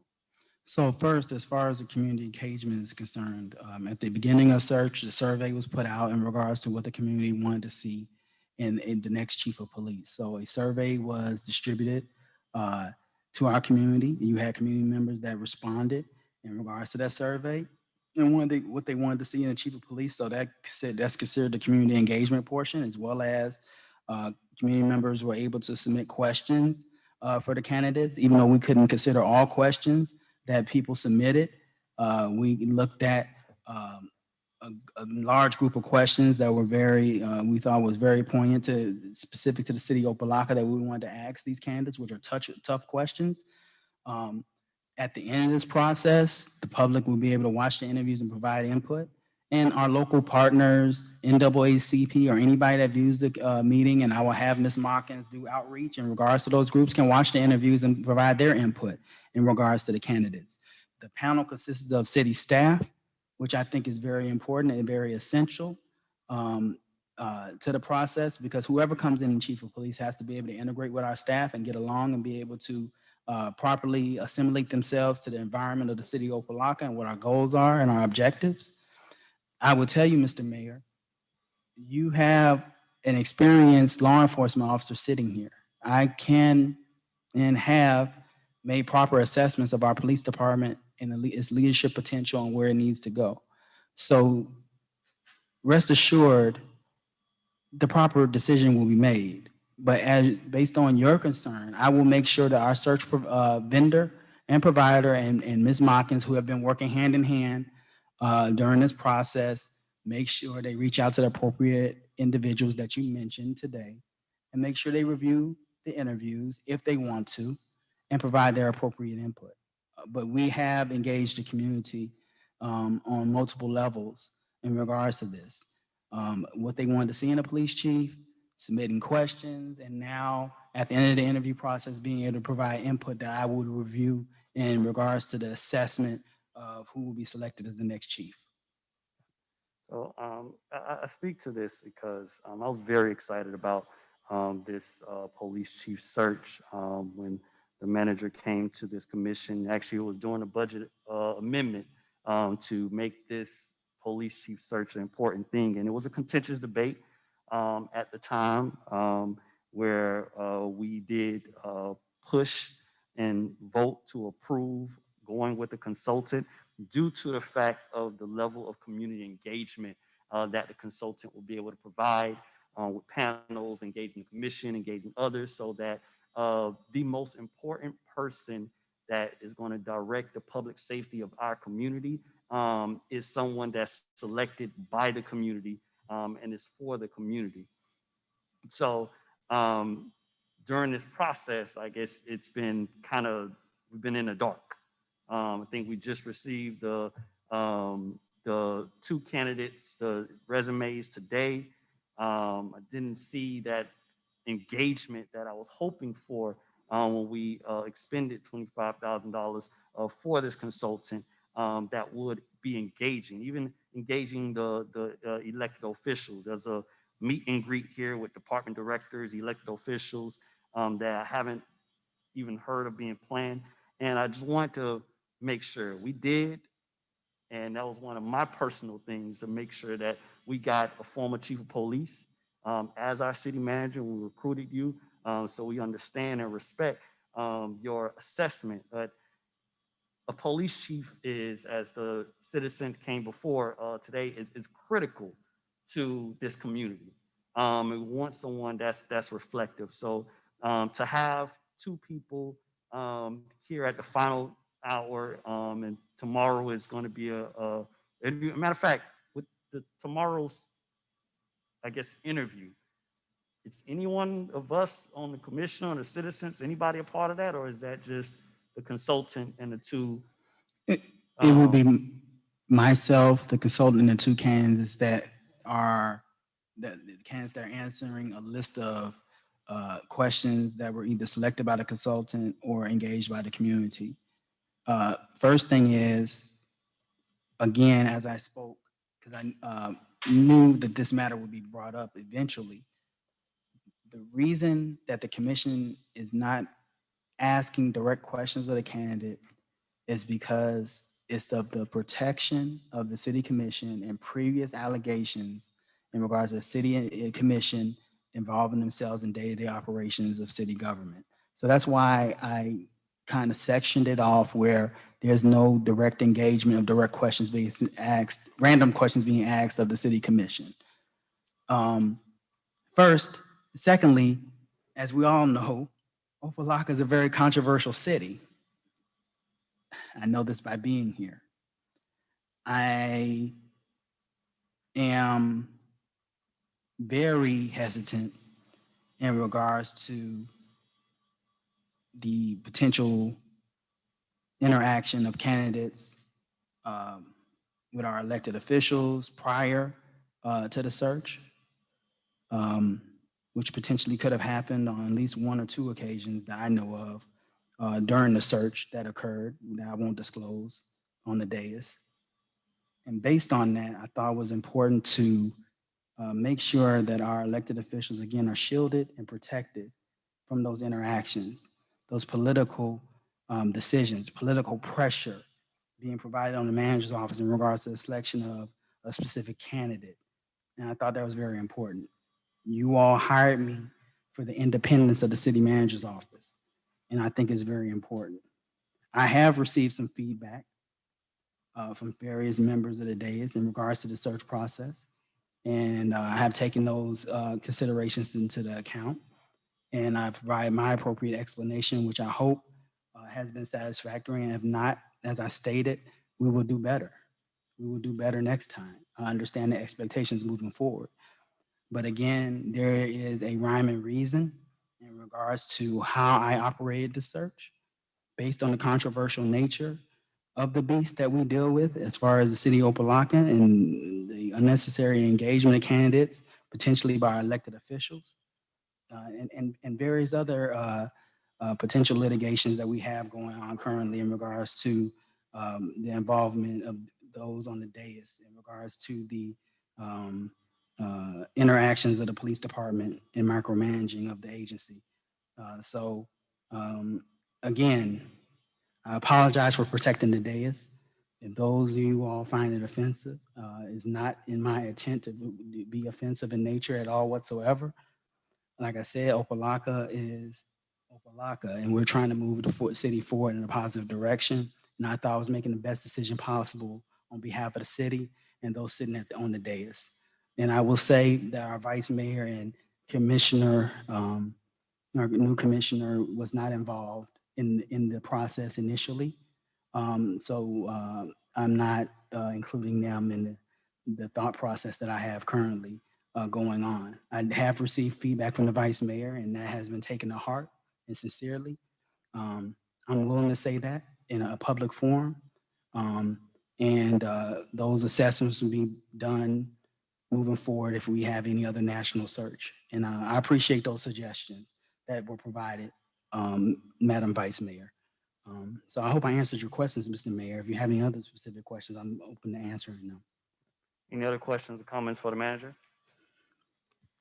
Vice Mayor Williams? Mr. Mayor, Mr. Manager, you said earlier that this is probably one of the hardest decisions that you're going to make, and I'm sure it is. And I do not want to be in your shoes. I would like to offer just some future advice, and we, had a conversation, and you mentioned, and thank you for even thinking of us and thinking about protecting the commission. And I do appreciate that. If one thing I think you maybe have learned about me is there's two things I need. That's communication and organization. And I think you know those two things. And I always say that's the Virgo in me. So if moving forward, and those are my two favorite words, moving forward, because I always think it's always about forward and not backwards. If we had known before that this is how you were going to structure the process, that you were going to be very limited in communication and limited in how you were going to present information to the commission, I think that there would not have been, and I won't say it was a lot, but any push pull from the commission if that had happened from the beginning. So it just left a lot of interpretation, and unfortunately, perception becomes reality. So I am perceiving that I'm being left out, or I don't know, not knowing until you've explained it to me earlier, and even right now on the dais, that was a protection. Well, I appreciate that. Thank you for thinking about us and protecting. But again, just had I known that before, I would have appreciated just knowing that you're making that serious, strong decision without any bias, and you're vetting these candidates without any political or politics involved. I don't have a dog in this fight, but I will say that at the end of the day, we're all residents on this board. So we do sit in a very precarious situation because we're elected officials and we're also residents. And that's the piece that is difficult and tough for us because it's a balancing act. We can't, and you understand, you and I had, where I'm getting at. And just at the end of the day, I hope and I pray, because I'm a God-fearing woman, that you make the right decision, the best decision for Opa-locka. I'm confident that you will, and I'm going to put that out here. I'm confident that you will. When you say you're going to go on your hands and knees, I need you to just lay flat on the ground and pray.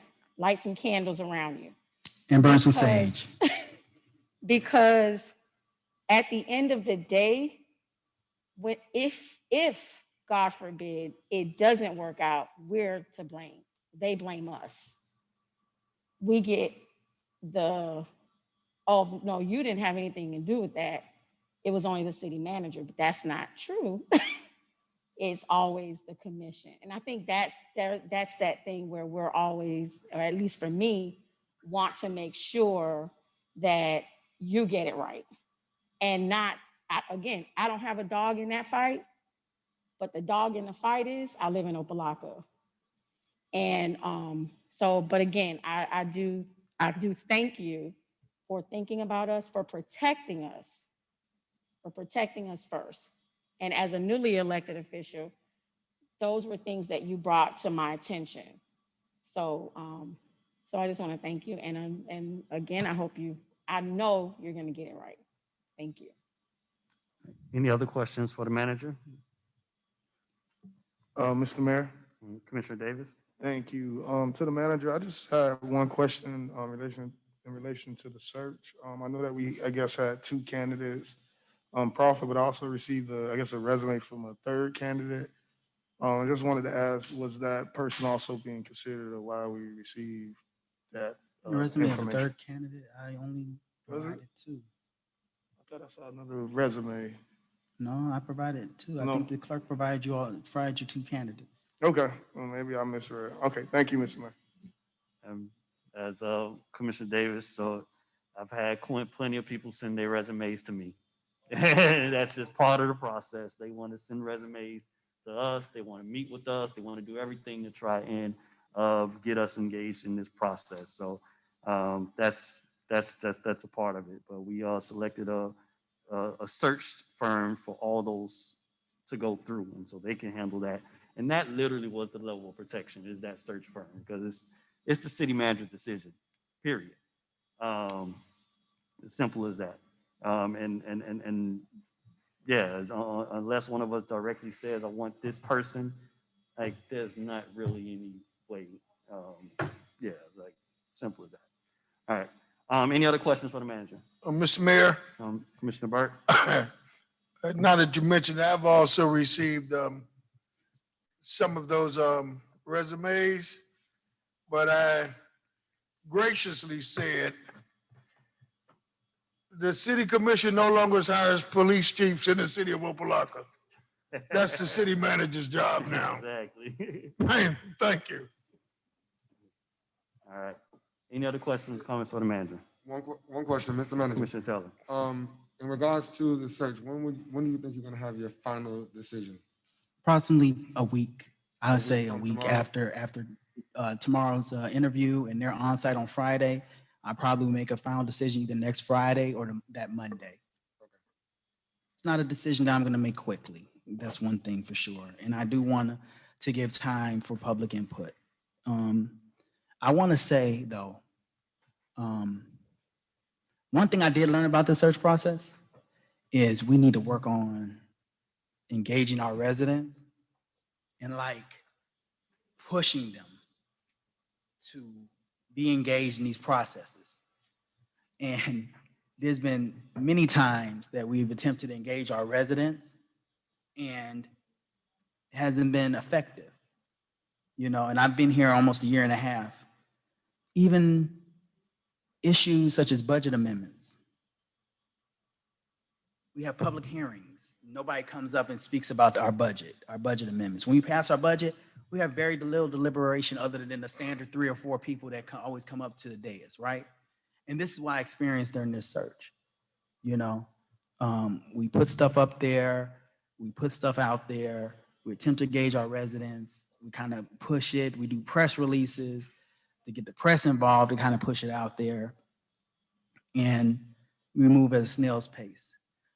That's why I'm proud to say that our vice mayor has brought up an excellent plan to engage our residents. And I want her to speak. And I know I'm putting this out prematurely, but I do want you to speak on your initiative that you do want to engage our residents in trying to do a new PR push. The vice mayor has been very much involved in observing our public relations and media, and she's provided some wonderful ideas in regards to engaging our residents and kind of rekindling that fire. So while we're discussing search processes and resident engagement, I really would like you to speak on your thoughts and really how we want to move the city forward in engaging our residents and waking them up, including the door hangers. All right, so let's move on to official board reports, and we can start with Vice Mayor Williams. Matter of fact, can we move that to Mayor and Commissioner? Wait till Commissioner reports. All right. Any official board reports, Madam Clerk? No, Mr. Mayor. All right. Future agenda items. Any future agenda items? Mr. Mayor, may I? Mr. Manager? I will be calling a special meeting on Monday to go over our legislative priorities. Specifically, I think we needed to carve out a specific amount of time to do that. I don't think it was this setting to do it because I didn't want to extended meeting. So I have called a special meeting on Monday to go over legislative priorities so we can get it right, and we'll be able to focus on that and that alone. Thank you very much, Mr. Manager. That is extremely important. As you know, right now we have people up at the state that are in meetings and they do not have our priorities in their hands and booklets and proposals. So it's very important. And one thing I hope that is prepared to be included. I know in our last meeting we had a resolution that was removed for the South route for our bus route. And speaking to quite a few individuals, everyone is waiting for a proposal that can show how we're going to pay for that moving forward. So I hope that that's included as a part of this legislative priorities so that we can figure out how to make sure that our residents get access to that South route once again. All right, any other future agenda items? All right, moving on to Mayor Commissioner reports. Vice Mayor Williams. Mr. Mayor, thank you, Mr. Manager, for putting me on a spot with all of my late night thoughts of how to move Opa-locka forward. But I would like to bring up two things that I have shared with the manager's office as well as Mr. Patterson in Parks and Recreation. I want to personally thank you, Mr. Patterson, for Saturday at Siegel Park, the COVID vaccines. That was one outside of the gift cards. And again, thank you, Mr. Commissioner Davis. But you know, just to see those seniors get the vaccine, to actually speak to a resident that was 100 years old that got the vaccine, I was just done, like tears. You know, we saved a living legacy that day. So, but thank you. That was my handler. He was spot on. He everything I needed, right down to hold my purse. So thank you. You're the man. But there are two initiatives that I would like to just place out that I'm for. I would like to start an initiative called I Am Opa-locka. I Am Opa-locka. And I say that because I am Opa-locka. And a lot of people come up here and say, I don't know you. Who are you? Well, let me show you who I am, because I was born and raised here.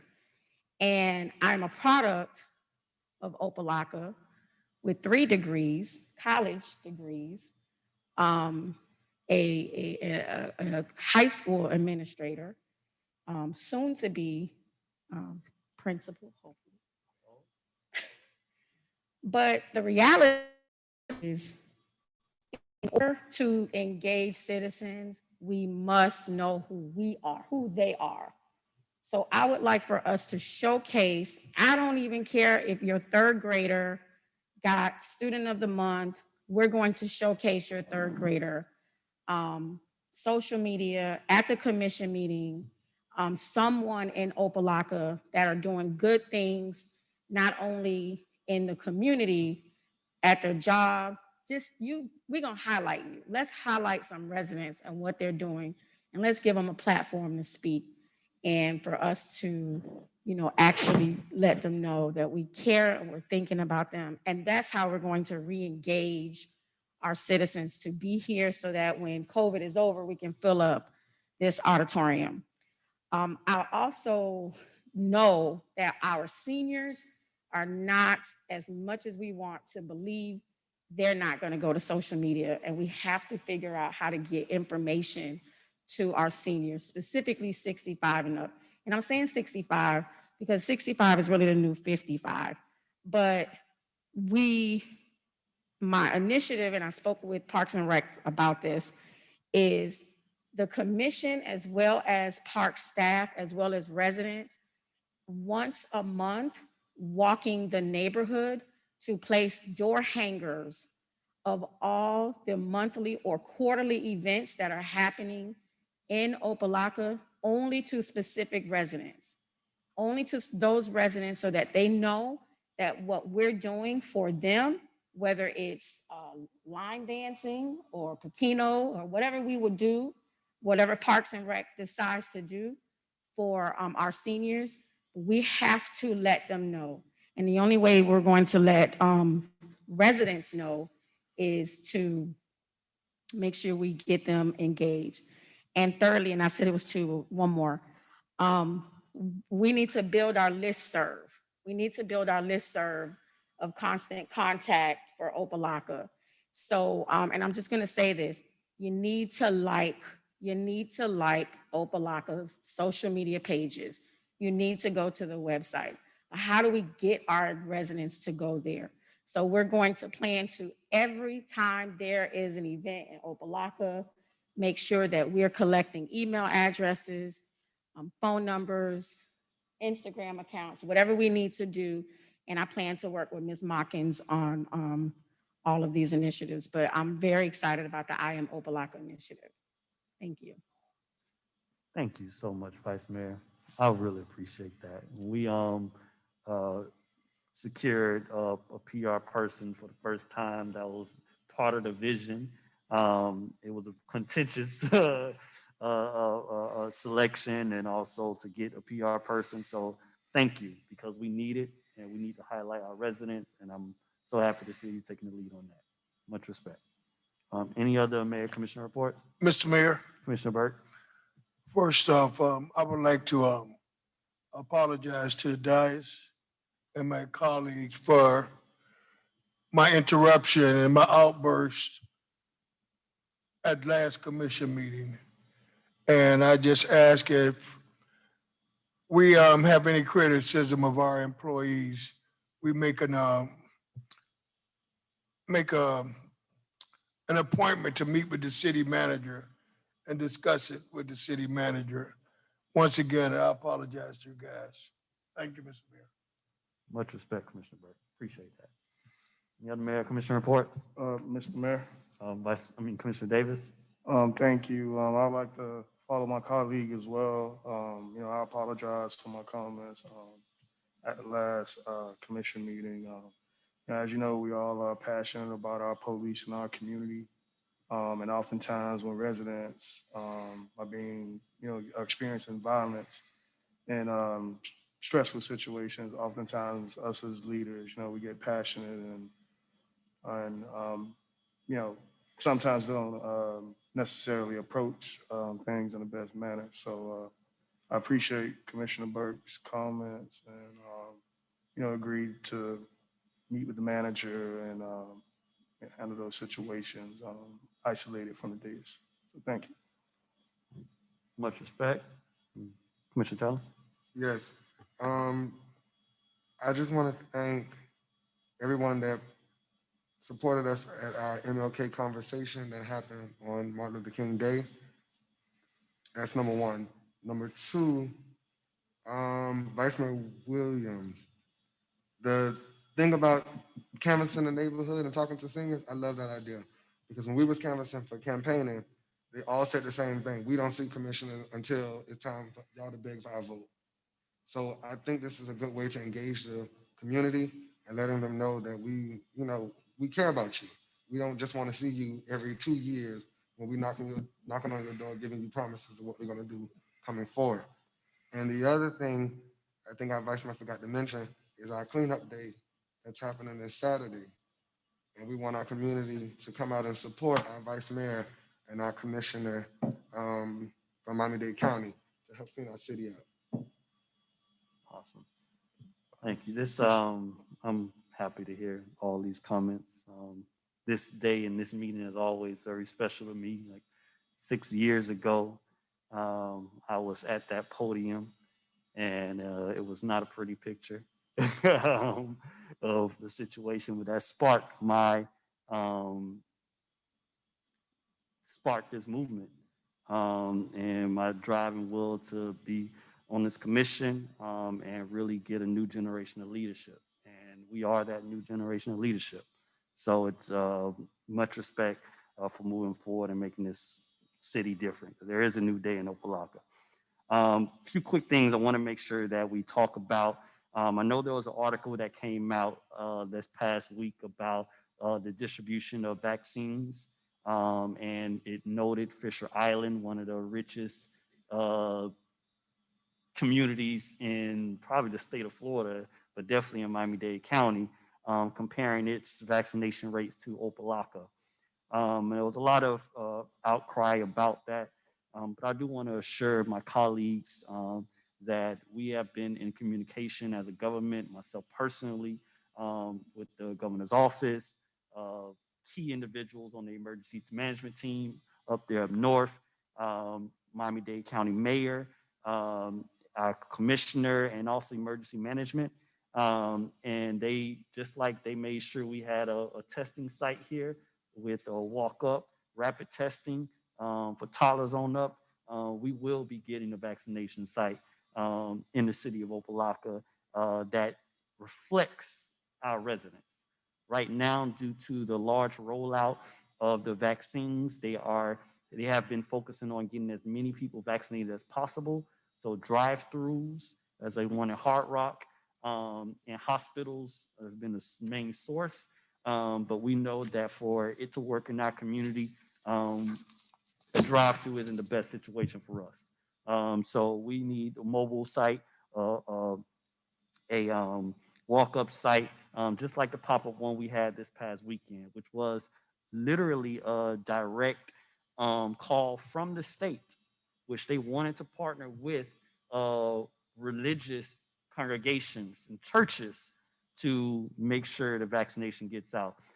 So that is underway. We've already been contacted. We've identified potential sites in Opa-locka. So those things are moving forward. Also, in terms of, I do want to make sure that we do think about this event policy. I want to make sure it is one of our operational findings. And I think it's important that we are on the same page when it comes to organizing these events and making sure events go very well in the city of Opa-locka.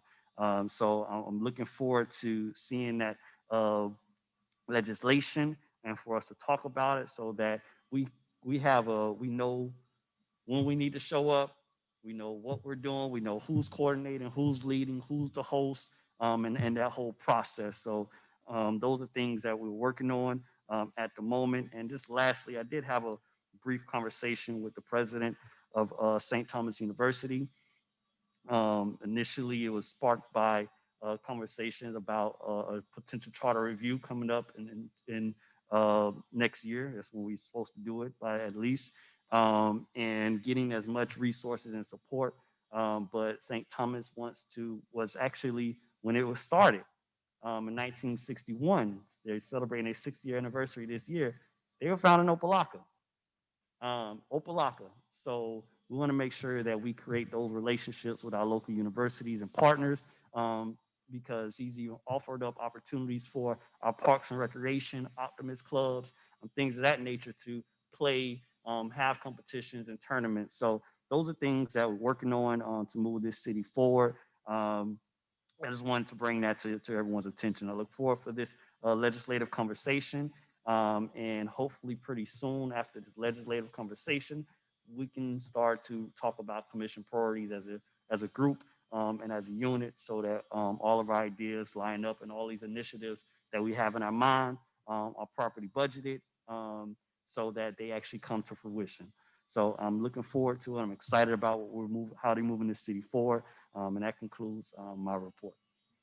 Mr. Mayor, may I make a clarification? First, I would like to thank Representative James Bush and Mayor Joseph Kelly for their sponsorship of the event. Their names were never mentioned, during the report. So I wanted to make sure that they're, in your words, get a shout out as far as their coordination. This event was coordinated by the state of Florida through Representative James Bush's office. And the religious entity that was chosen or we utilized was our ex-mayor, Commissioner Joseph Kelly's church, which we thought was a great idea to kind of push this forward. So I want to do that.